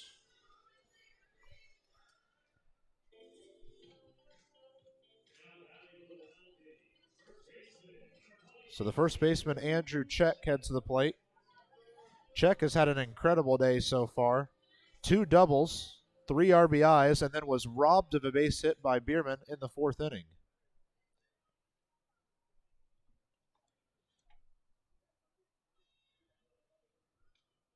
First pitch home to Check. He thinks about going around, and it's in for a called strike.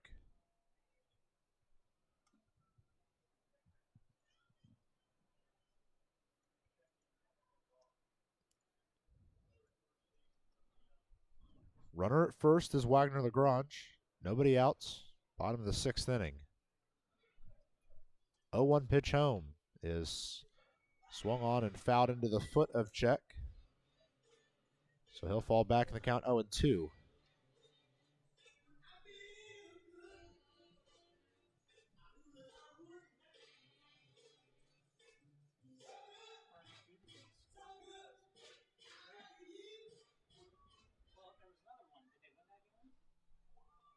Counts at 0-2.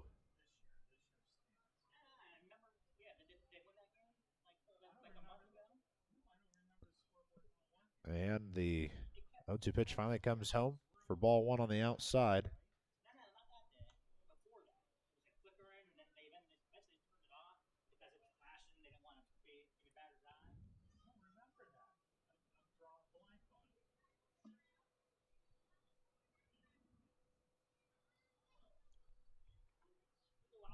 One-two pitch to the plate is sent very high and mid-deep to left. Baez chases in and will bring it in for finally the first out of the inning. Comes after 5 straight men reached.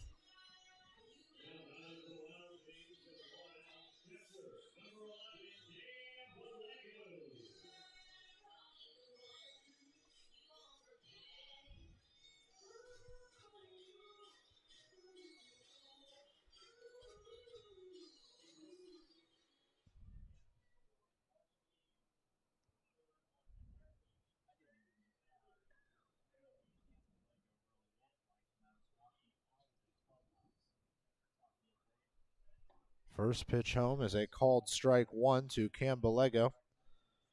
Bellego is the only Wild thing to not reach so far in this game. Runner at first is Lagrange. Very small lead for him.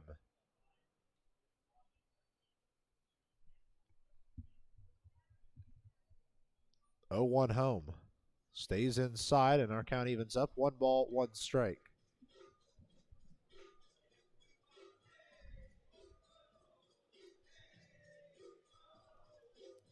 Jacob Bowles trying to help deliver the Otters from a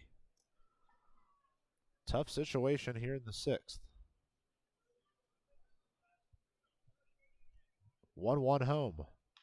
Sent towards Khalil at short. He makes a grab over to second for one. The relay to first. Oh my goodness. An incredible double play turned by George Khalil and Andy Armstrong ends this really long inning for Washington. We're on to the seventh. Otters trail by 9.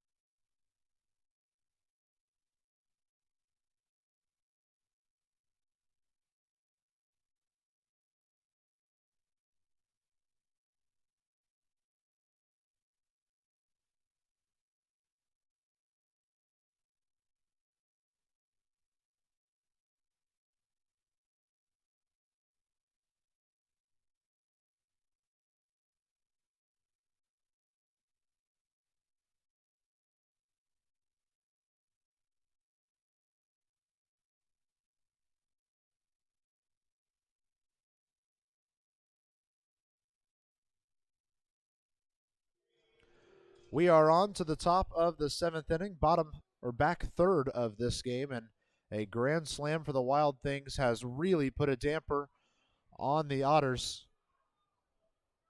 All this Washington team needs to do now is grab these last 9 outs, and they will win themselves a West Division title.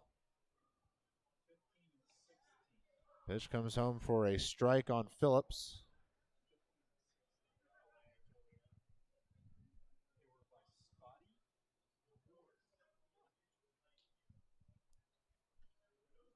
A little wait before the pitch home to Phillips. Swinging strike 3 will sit down Dakota Phillips. It's the 4th strikeout of the day for Kobe Foster. And see, that's the thing for Evansville tonight. You can't fault them. They've done exceptional, or at least much better than they've done in the last week at not striking out, putting a lot of balls into play, but this defense has done a really good job to make sure that those balls put in play are not turning into hits and, of course, then runs. We do see a man starting to warm up for the Wild Things in right. Looks like it could be Kenny Pearson down there. Jeffrey Baez now steps in with 1 out. Looking at an 0-1 count. Make it 1-1 after the ball stays low. Another update there in Schaumburg for you. Crushers score 1 more. They're up 4-1 on Schaumburg. And it's a swinging strike for Baez that drops into 1-2. They're in the top of the 6th inning, by the way, at Schaumburg, and the Crushers right now in a spot where they would make things get even more interesting in this West Division. The 1-2 home to Baez. Low and inside, and the count evens up 2 balls, 2 strikes. Also an update from Florence where the Alls still trail Joliet 7-1. They're in the bottom of the 8th right now. And in the bottom of the 6th inning, it's still 2-0 New York over Empire State. 2-2 is lifted high, foul, and out of play by Baez.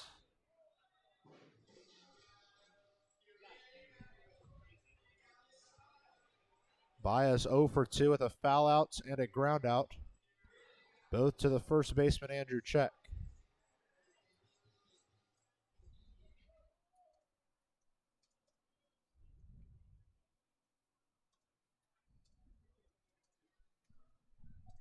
Two home, stays high for ball 3. And Baez has done good work to work himself back into this count.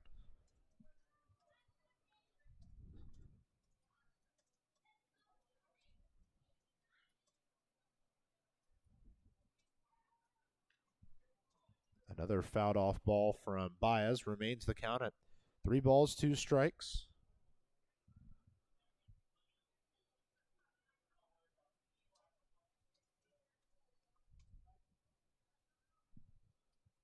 Long wait for Baez to step back in. Kobe Foster nods home towards his catcher Bellego and will fire home. Once again on the 3-2 payoff pitch. Swung on and missed. It's back-to-back strikeouts for Kobe Foster here in the 7th. He's got 5 now.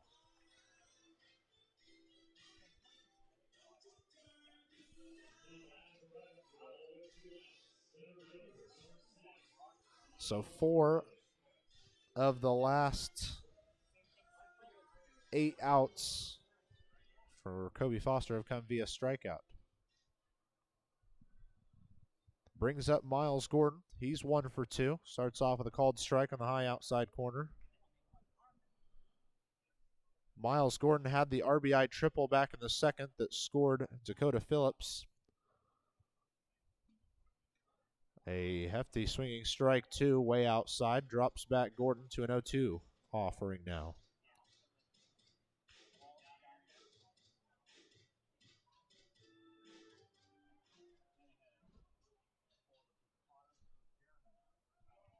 Oh-2 home, stays outside. Kobe Foster disagreed with it. He thought for sure he should have gotten himself ball 1.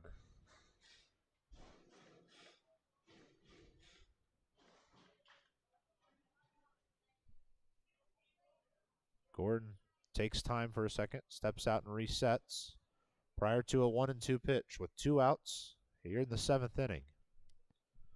Kobe Foster, big deep breath, kicks and delivers on the 1-2 to Gordon.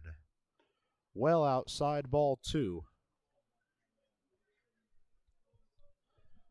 Otters don't have anyone warming up, and it looks like the warm-up of Kenny Pearson has pretty much halted out there in the right field pen for Washington.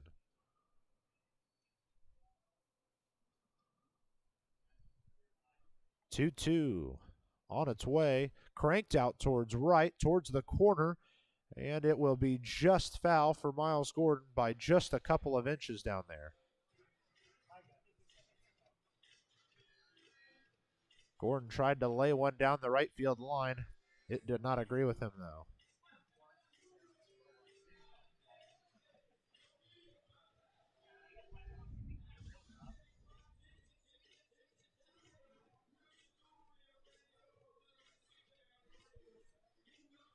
All of our scoring so far in this one came in those first 3 innings.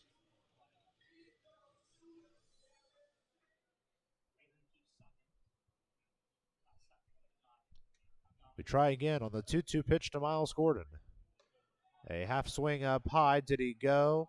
No, he did not, says third base umpire Nicholas Saxon. And the count goes full for Miles Gordon. Good work after starting this count 0-2.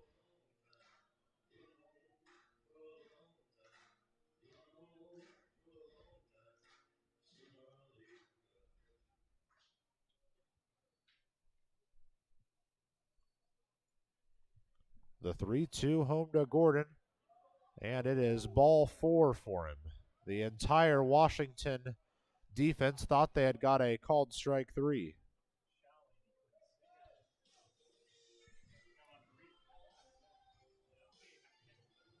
And Kobe Foster very upset up there on the bump. But the Otters gifted a base runner in the form of Miles Gordon. That'll bring up Andy Armstrong, who's 0 for 2 on the day. Armstrong grounded into a fielder's choice in the second, flew out to right back in the fifth.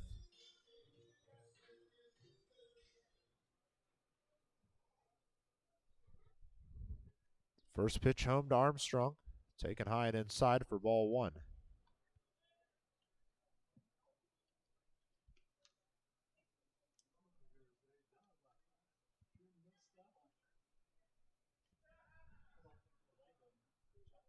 Gordon has a good lead over there. Armstrong pushes one out towards left. Lagrange working towards the wall. Did he make the catch into the wall? Yes, he did. Wonderful play out there and left. Will take us to the bottom half of the seventh inning. It's Washington 10, Evansville 1 on the Otters Digital Network.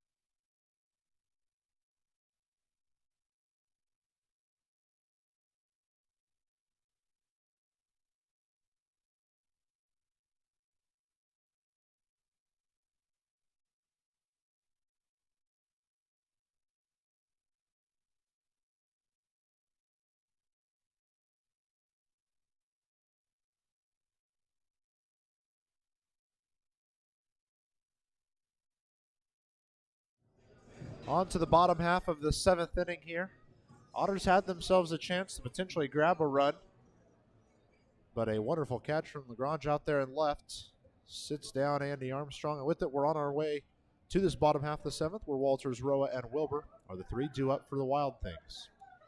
First pitch stays low for ball one for Ian Walters, who's 0 for 1 on the day. A strikeout looking. Comes behind 2 walks earlier in the game for him.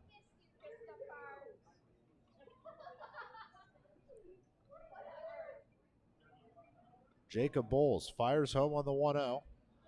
Keeps it low for ball 2 now.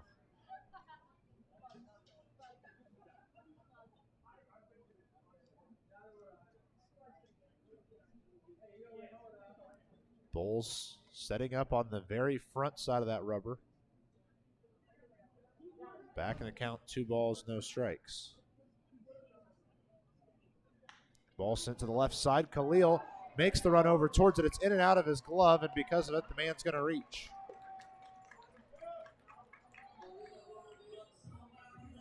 Liner right at the glove of Khalil, but it's in and out. It allows the man to reach on an error.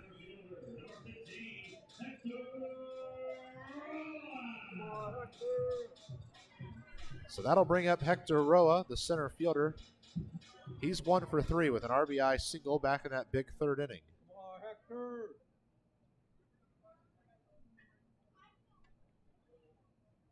First pitch home to Roa.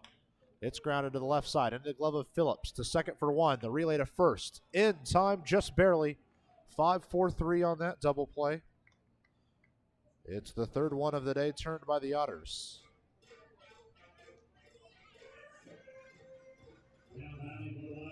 And due to the fact that Quebec is rained out tonight, that double play re-puts Evansville atop the Frontier League in double plays, 79 for him this year.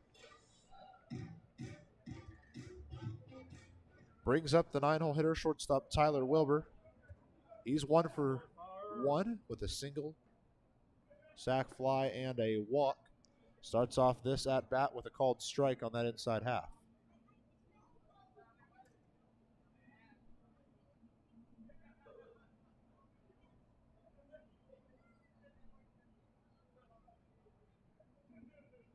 A little bit of a wait prior to the next pitch.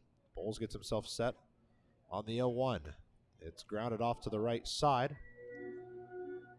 And the count falls back to 0-2. Boy, would it be helpful for Jacob Bowles. That double play has made things a little simpler in the half inning. Now he could end the half inning with the next pitch.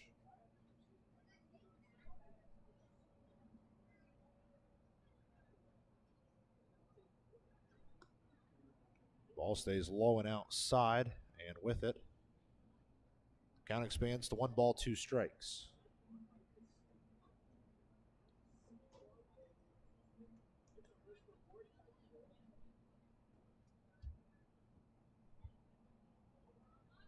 One ball, 2 strikes for the shortstop Tyler Wilbur. Pitch comes home outside. He thought about going, but it was well enough outside that the count evens at 2-2.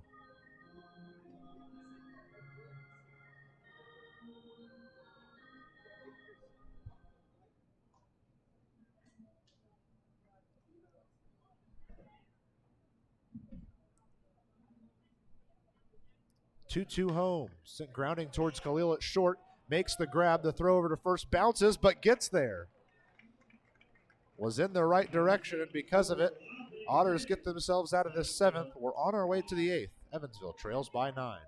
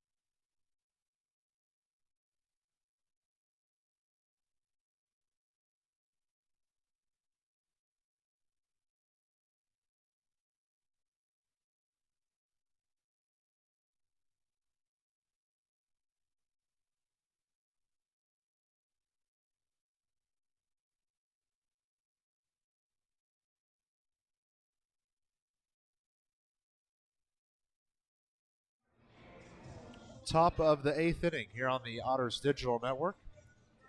Evansville will send Khalil, Felix, and Mcnamee to the plate. Down by 9. Something's got to get going quickly for the Otters if they have any hopes of coming back in this one. First pitch home to Khalil's in there for a called strike, kicking off the inning. We also have a pitching change for Washington. Kenny Pearson, the lefty, will enter out of the right field bullpen. It's called Bullpens, presented by our friends at Business Communications Solutions. Contact BCS for all your business solution needs. It's Pearson on the mound, Bellego behind the plate. That pitcher catcher battery, sponsored by the Answer Auto Repair East. Find all your battery needs at the Answer Auto Repair East, located at 2319 North Green River Road. Give them a call at 812-475-9000. A hard hit ball right back up the middle is going to put Khalil on with a leadoff single here in the 8th inning. Good for just the 5th hit of the day for Evansville. And each one of them belongs to a different Otter. Mcnamee, Biermann, Phillips, Gordon, and now Khalil each have hits.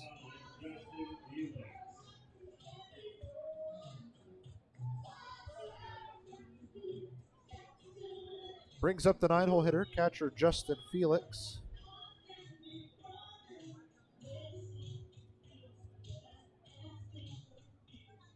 Felix is 0 for 2 with a ground out and a pop out so far to his name. Pitch comes home and it's a swinging strike 1. Felix way ahead of that pitch. It does look like the Otters have Vernon Mccurry warming in the left field pen now.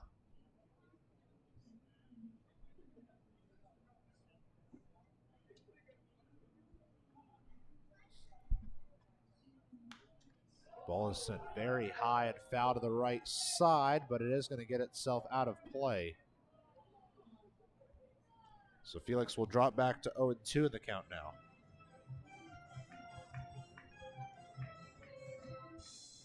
I want to give you another check-in at Schaumburg, where in the bottom of the 6th inning, it's now Lake Erie 4, Schaumburg 3. As here in the bottom of the 6th inning, the Boomers are starting to bring some men around. Got to keep an eye there. Boomers trying to make a late push, or at least a second half push in this game.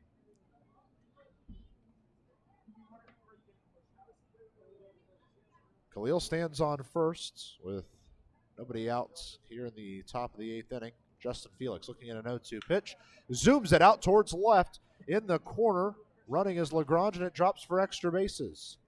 Khalil will make his way to third, and it's a stand-up double for Tristan Felix. Second time the Otters have put one back in that left field corner today. Still a ton of work to do for Evansville, though. But certainly working in the right direction with the Edward Jones leadoff hitter of the game, Elijah Mcnamee, heading to the plate.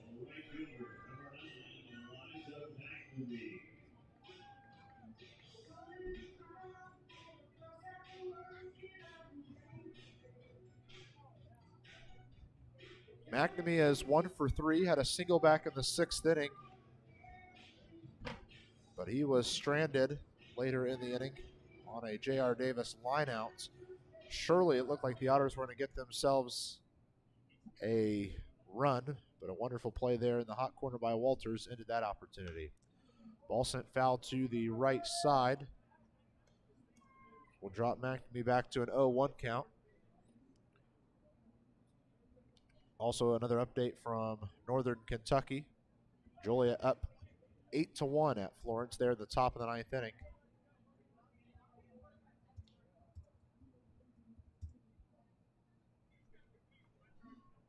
Nobody out. Runners at first and second. Pitch comes home to Mcnamee. Grounded lightly to the left side. Picked up by Walters. There will be no throw. Everyone's going to be safe on an infield RBI single from Elijah Mcnamee. And for the first time since the 2nd inning, Evansville is able to get themselves a run.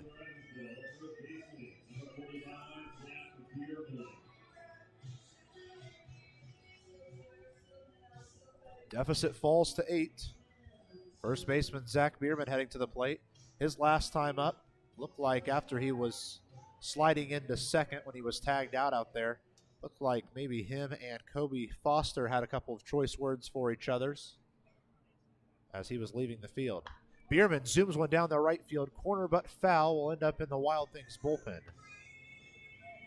Hot shot from Biermann, but foul.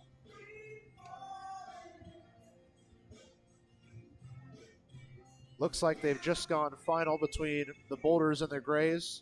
It was just a 6-inning game due to rain.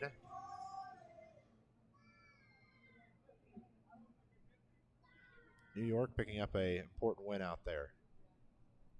0-1 to Biermann now. Stays on the outside edge. And with it, evens our count at 1 ball, 1 strike.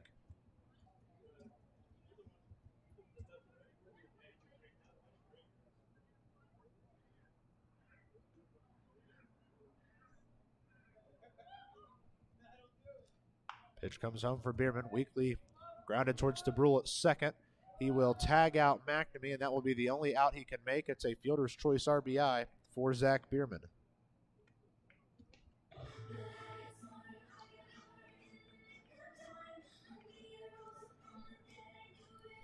So the Otters are able to turn something out of their leadoff couple of hits.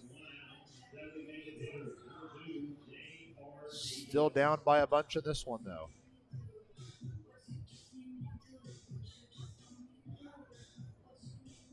Runner at first is Biermann.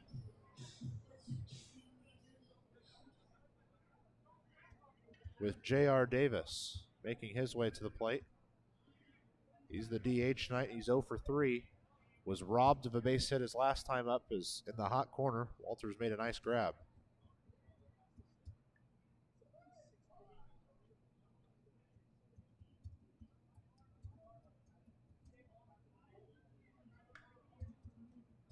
Davis steps back in.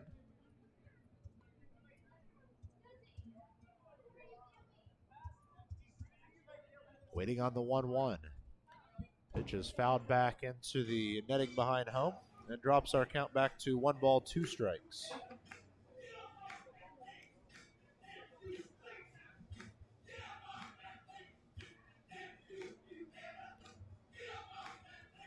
Does look like we could see a new pitcher for Evansville in the home half of the 8th inning, as Vernon Mccurry has been warming down there.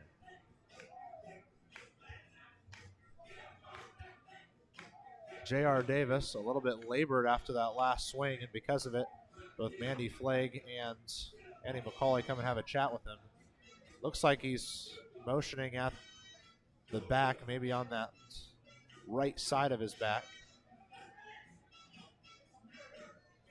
He sends both his trainer, Mandy Flagg, and his manager, Andy McCauley, back to their respective locations. Says he's good to go. Boy, is that a time to hold your breath for a second, as the Otters certainly don't want to miss out on J.R. Davis.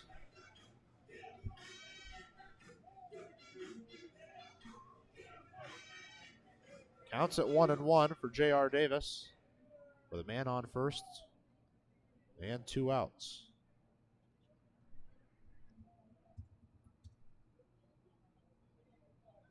Pitch comes home. Swinging strike. Will drop back Davis to a 1-2 count.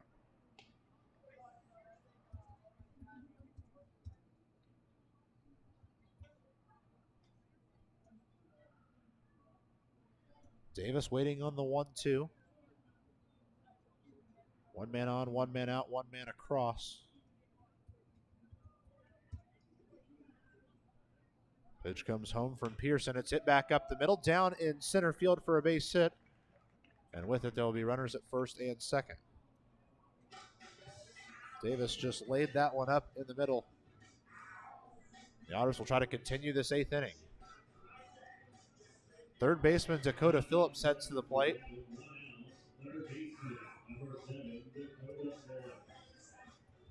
Otters would love a big hit from Dak in a situation like this. Phillips finally got to return to the lineup this week after missing just about a month and a half, nearly 2 months with a broken hand. Went home, got surgery and got everything worked out. Finally was able to return to the lineup this week. Hard hit ball out into right center. It's down for base hit. Biermann's rounding third towards home. J.R. Davis is going to be stopped at third, and they're going to tag out Phillips at second. He gets hit hard on his way in towards second. Contact was made out there. He's a bit frustrated. It's out number 2, and it looks like everything's all good out there between Phillips and the defensive players. Just a little unfortunate contact. Run's going to score on the RBI single from Phillips, but he's out trying to advance it into a double. Second time we've seen that tonight for the Otters. Davis remains at third. Biermann scores.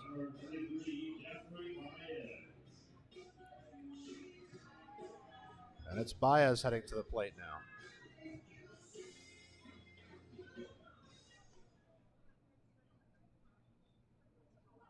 So for the second time in the ninth, the Otters try to advance an extra baseman. A wonderful grab from Wilbur at short. His throw to first is offline. And Baez is going to drive another run in for Evansville. So that now makes it 10-5.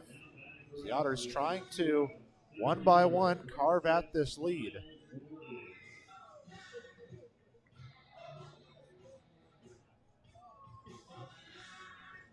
It's going to be an RBI single for Baez. And now with 2 outs, he's the only man on base. Otters have scored 4 in the frame.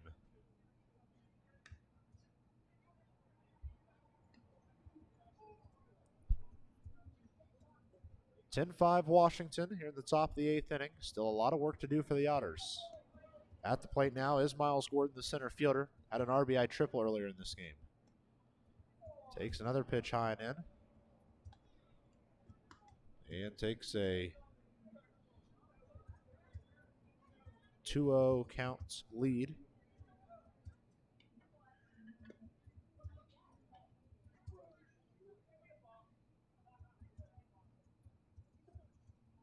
Long wait for Pearson. Fires home on the inside, a called strike.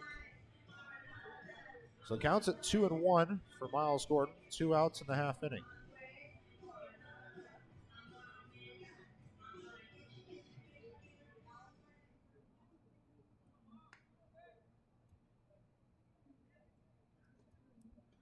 A low inside offering makes it 3-1 in favor of Miles Gordon.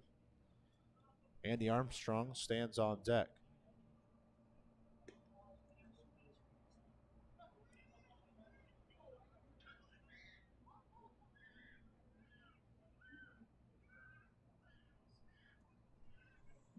Three one stays low. Gordon's going to reach on a walk. And the 9th Otter will head to the plate in this half inning, Andy Armstrong. And with it, we're going to have a discussion up there on the mound and a pitching change as well. We'll let you know who it is for Washington right after this. We're in the top of the 8th inning. Otters trying to get back into this ball game. It's 10-5 Washington.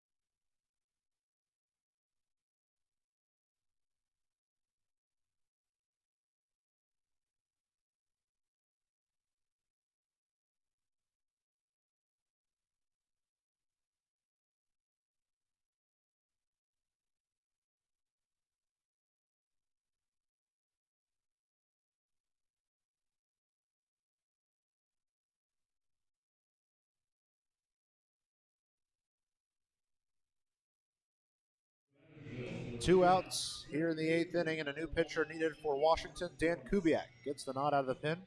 This call to the bullpen presented by our friends at Business Communication Solutions. Contact BCS for all your business solution needs. Kubiak on the mound, Bellego behind the plate.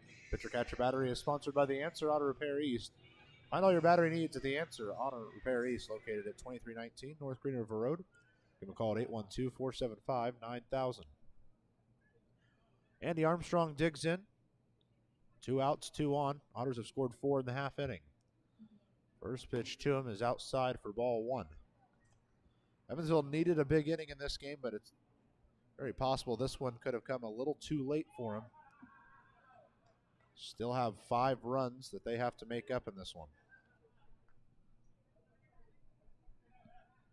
1-0 pitch to Andy Armstrong.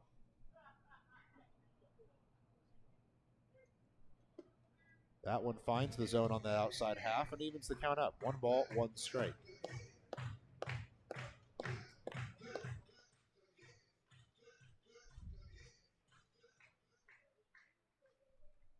Whenever this half inning ends, it does seem as if Vernon Mccurry is ready to come in for the Otters.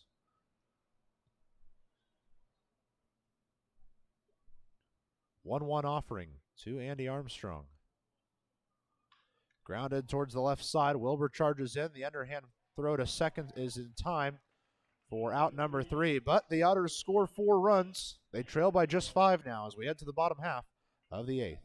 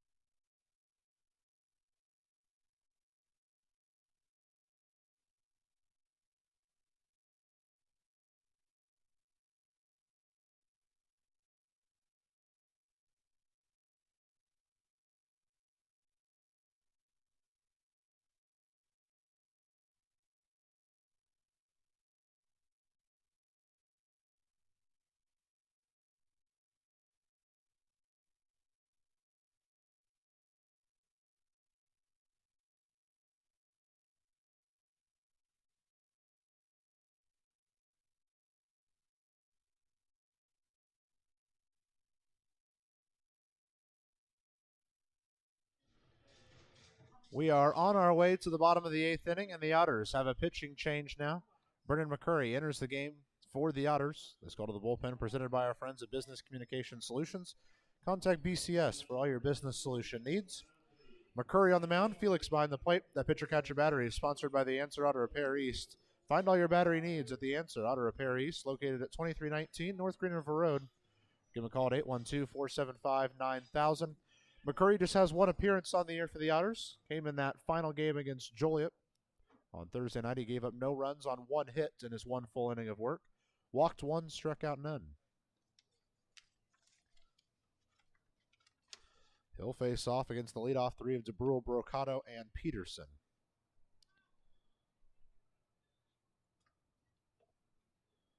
First 2 pitches find both the strike and ball category. 1-1 pitch coming home now Fouled off to the left side. Going to work its way out of play on the berm out there and left. And because of it, count goes to 1-2 now. Give you another update around the Frontier League. Schaumburg did tie the game in that bottom of the 4th inning. So it's now Lake Erie 4, Schaumburg 4 in the 7th. Final score from Northern Kentucky. Joliet defeats Florence 8-1. And like I mentioned earlier, a final in just 6 innings due to rain. Then Boulders defeat the Grays 2-0.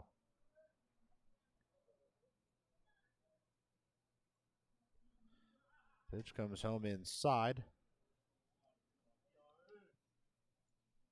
And because of it, we will have ourselves a full count to the first man here in the bottom half of the 8th for Washington. 3-2 home. Skied high towards shallow left center. And Gordon charges in for the first out of the inning.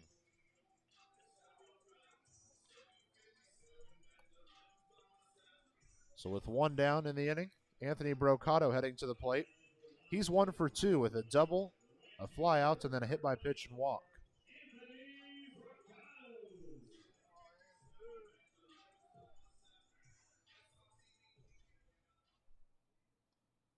First pitch home to Brocado, in for a called strike.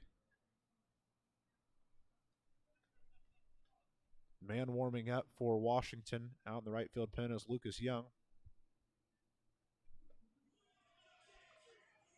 Called strike from Mccurry gives him a couple of pitch lead in the count now.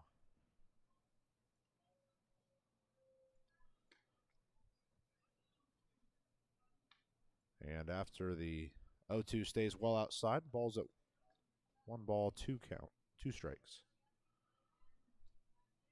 Otters pretty much playing straight up defensively as a 1-2 pitch for Brocado. This is to the outside and evens our count at 2-2.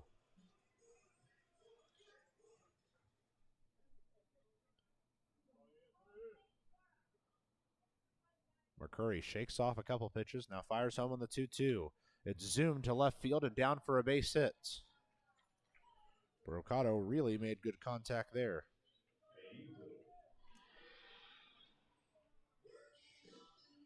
So that'll take us to the 3-hole where Tristan Peterson walks up. He's 2 for 4 with a single, a double play, a strikeout, and of course the grand slam that now is a pretty big grand slam.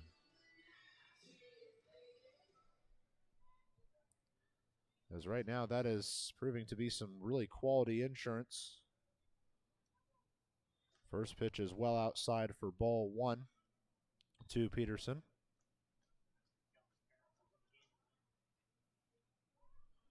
1 out, man on first is Brocado.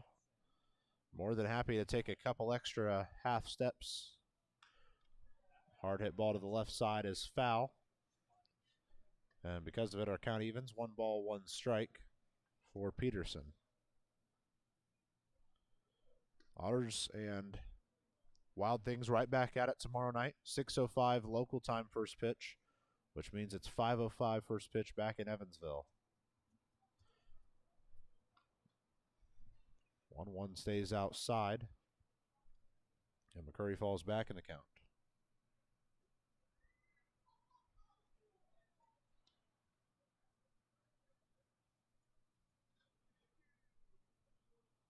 Two one is high and in and catches Peterson swinging at a pitch. Stayed well away from the zone. Count even. 2 balls, 2 strikes. Mccurry fires home. Called strike 3, and it's the first German American Bank strikeout for Vernon Mccurry. So the man on first and 2 outs now. Making the walk in is the left fielder Wagner Lagrange. He's reached in all 4 opportunities, 2 singles and 2 walks. Came around to score on his first 2 opportunities.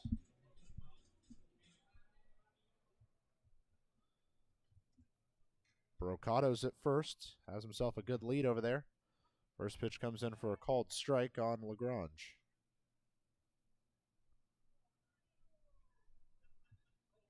Lagrange's presence also felt defensively. Had a nice grab there in left field against Andy Armstrong. Mccurry just pitches on a pitch with some nice movement that worked its way in. So because of it, he sees the count even up at 1-1 strike.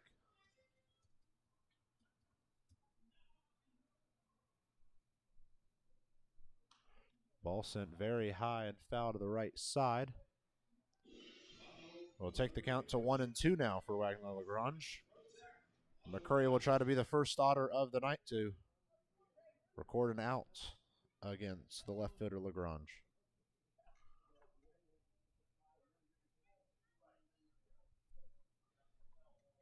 The 1-2 home. Well outside, gets away from Felix for a second. He picks it up, will not throw out towards second.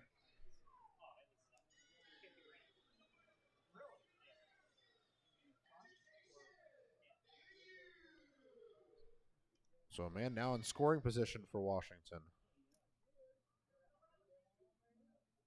As the wild pitch allows 90 extra feet for Brocado.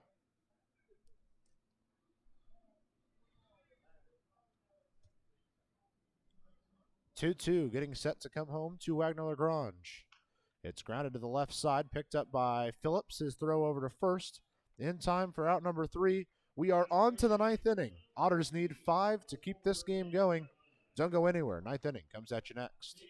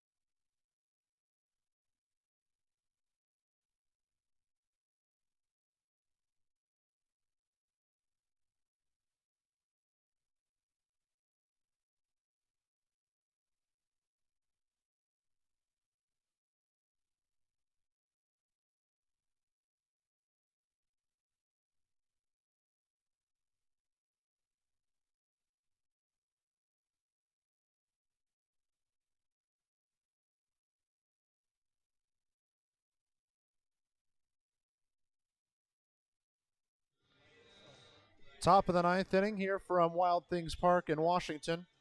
Otters need a big 9th inning if they wish to continue this game. First pitch home to George Khalil, taken for a called strike 1. Khalil kicked off that big 8th inning with his single, came around to score on Elijah Mcnamee's RBI single.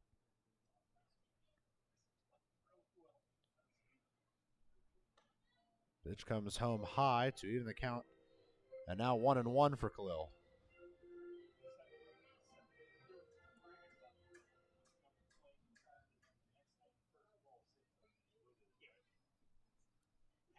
One stays high for ball 2 now for George Khalil. Justin Felix stands on deck for Evansville. Elijah Mcnamee to follow afterwards.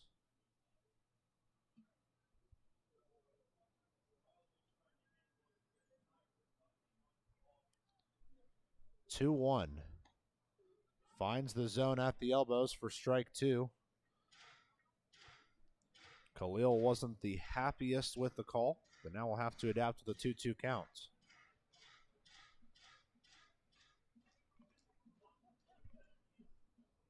Two heads home. Well outside, and we'll have a full count now. A reminder, tomorrow's game takes place at 6:05 local time here, which means it would be a 5:05 first pitch there in Evansville. Have the game for you here on the Otters Digital Network. 3-2 home. Swinging strike three. Good for out number one in the inning from George Khalil.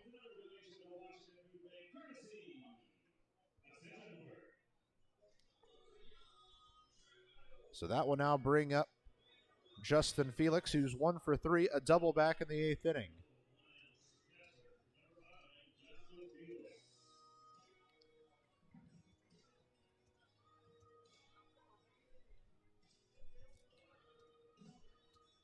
Felix looking to grab another hit in the ball game. Had a hard hit ball in the 3rd inning, but it was right at the shortstop Wilbur, and because of it, he was unable to get himself to first in time in that at-bat. Count starts off 1-0 for Felix. And the 1-ball, no-strike pitch stays high and inside for ball 2 now.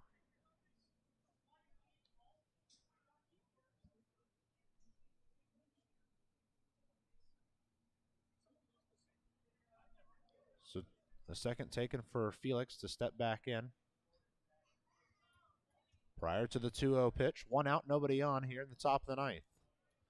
Felix fouls one back over the top of the press box here. And with it, the count goes to 2 balls, 1 strike now.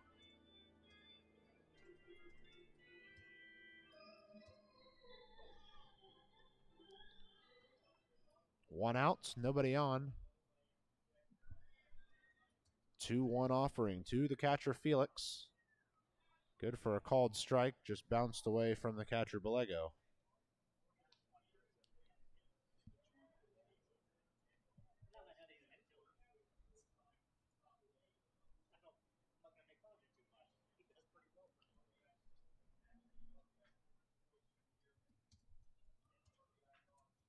Otters trying to find something here in the 9th inning, but a second out here would be pretty costly. 2-2. Stays above the elbows for ball 3, and it's a full count now for the catcher, Felix. Again, we go back to the top of the order after this. Elijah Mcnamee, Zach Biermann, J.R. Davis would be the next 3 due up for Evansville.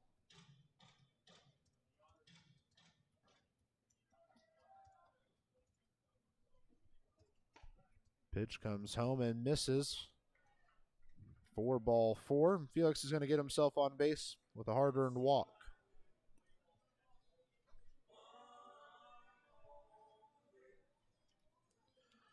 So back to the top of the order we go, and the Edward Jones leadoff hitter of the game, Elijah Mcnamee, steps up.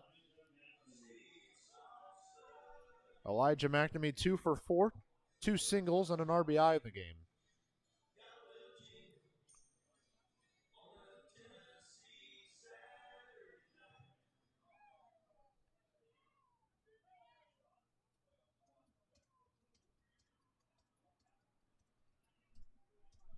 First pitch home, Mcnamee swings hard, and it's into the glove for a swinging strike 1.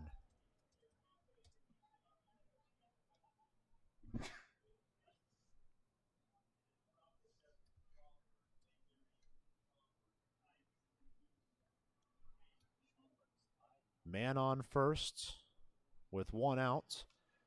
Mcnamee fouls the pitch back. And he drops back the count 0-2 now.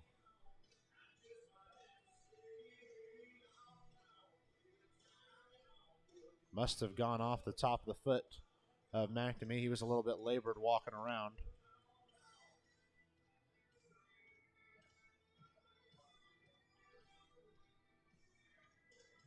Man on first is Felix after his one-out walk. Mcnamee trying to compete now back in the count.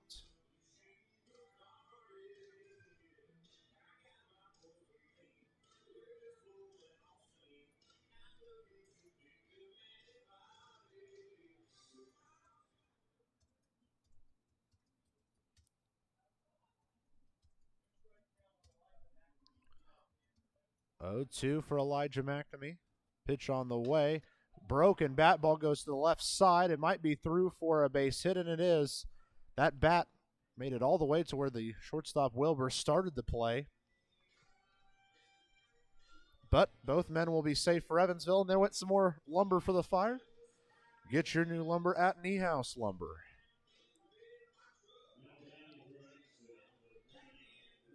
So there are men now at first and second after the infield single from Elijah Mcnamee.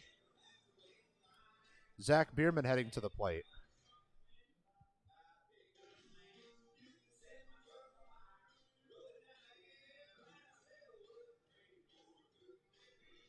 Biermann on the day is 1 for 4.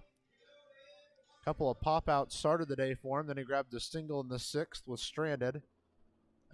Was not stranded, was trying to extend it to a double and got tagged out. And then in the 8th, drove a runner in on a fielder's choice. We'll start off here with a called strike 1.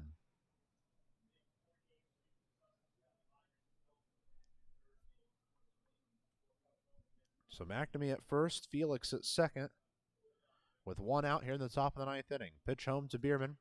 Thinks about going around, and he gets a called strike on the outside edge and throws his head back, not in favor of the call.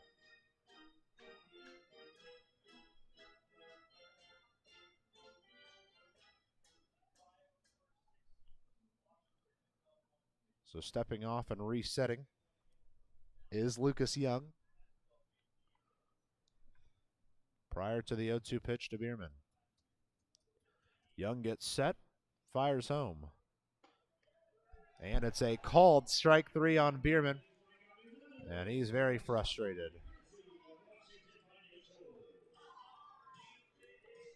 So that's out number 2 in the 9th.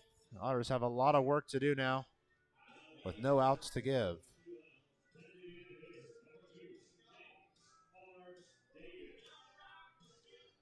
The top RBI man for the Otters, J.R. Davis, heads to the plate. The last hope for Evansville as they trail 10-5 here in the top of the 9th inning.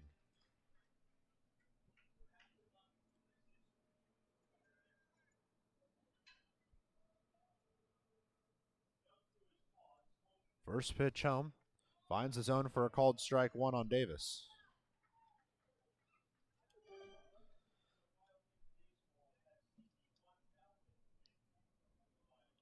Davis on the day, 1 for 4. Got robbed of a hit in that 6th that could have driven in a run for Evansville. Ball outside will even our count. 1 ball, 1 strike now. Again, we continue the 3-game set tomorrow night, but it's moved up an hour. 6:05 local time, 5:05 there in Evansville. Don't want to miss first pitch.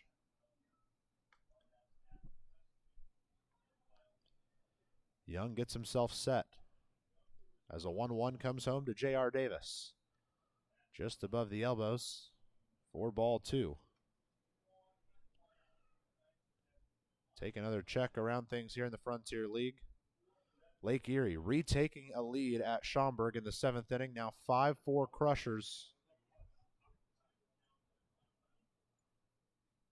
Otters are sure hoping for a Crushers win now. 2-1. The offering to J.R. Davis. Hits it on the ground to the right side. DeBrule will play over there to it. Over to first in time for out number 3 in the Wild Things. Win this game and claim the West Division title.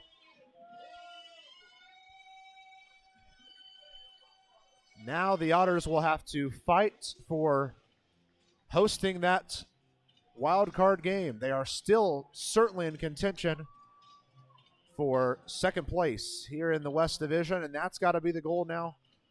And who knows, it could be Schaumburg, could be Lake Erie. There's a very good chance Evansville doesn't even see the playoffs if they're not able to get some wins later this week. we walk you through how this game went through. It started off in that first inning with the Wild Things immediately grabbing runs thanks to a double from Andrew Check. That scored 2 runs. Then Evansville in the second grabbed a run on a Miles Gordon triple. Immediately Washington scored right back with a sacrifice fly in the second. 3 more runs scored for Washington in the third, and that's really what put this game away. In that third inning, it was another Andrew Check RBI double that scored 2, and then Roa singled in 1 more. In the sixth, a grand slam for Peterson really made this game go in the direction of Washington. And even though the Otters scored 4 in the 8th, they were nowhere close grabbing enough to get back into this one. And because of it, Washington gets the win. They take the West Division, and now everybody else will have to fight for seconds. It's a 4-way race for 2 spots here in the West Division. It's going to come down to Evansville, Schaumburg, Lake Erie, and Joliet. Joliet did their job today and got a win. Lake Erie's trying to do their job and get a win. So far, Evansville with a loss, and Schaumburg currently behind in their game. Don't forget that tomorrow's game will be moved up an hour from where we were today. 6:05 first pitch local time, which means a 5:05 first pitch back in Evansville. We'll have it right here for you on the Otters Digital Network. I want to say thank you for tuning in on a beautiful Tuesday night to some baseball here in Washington. For all of us here at the Evansville Otters, I'm Matthew Will saying so long from Wild Things Park in Washington. I'll talk to you tomorrow night as the Otters and Wild Things continue this 3-game set with a lot on the line.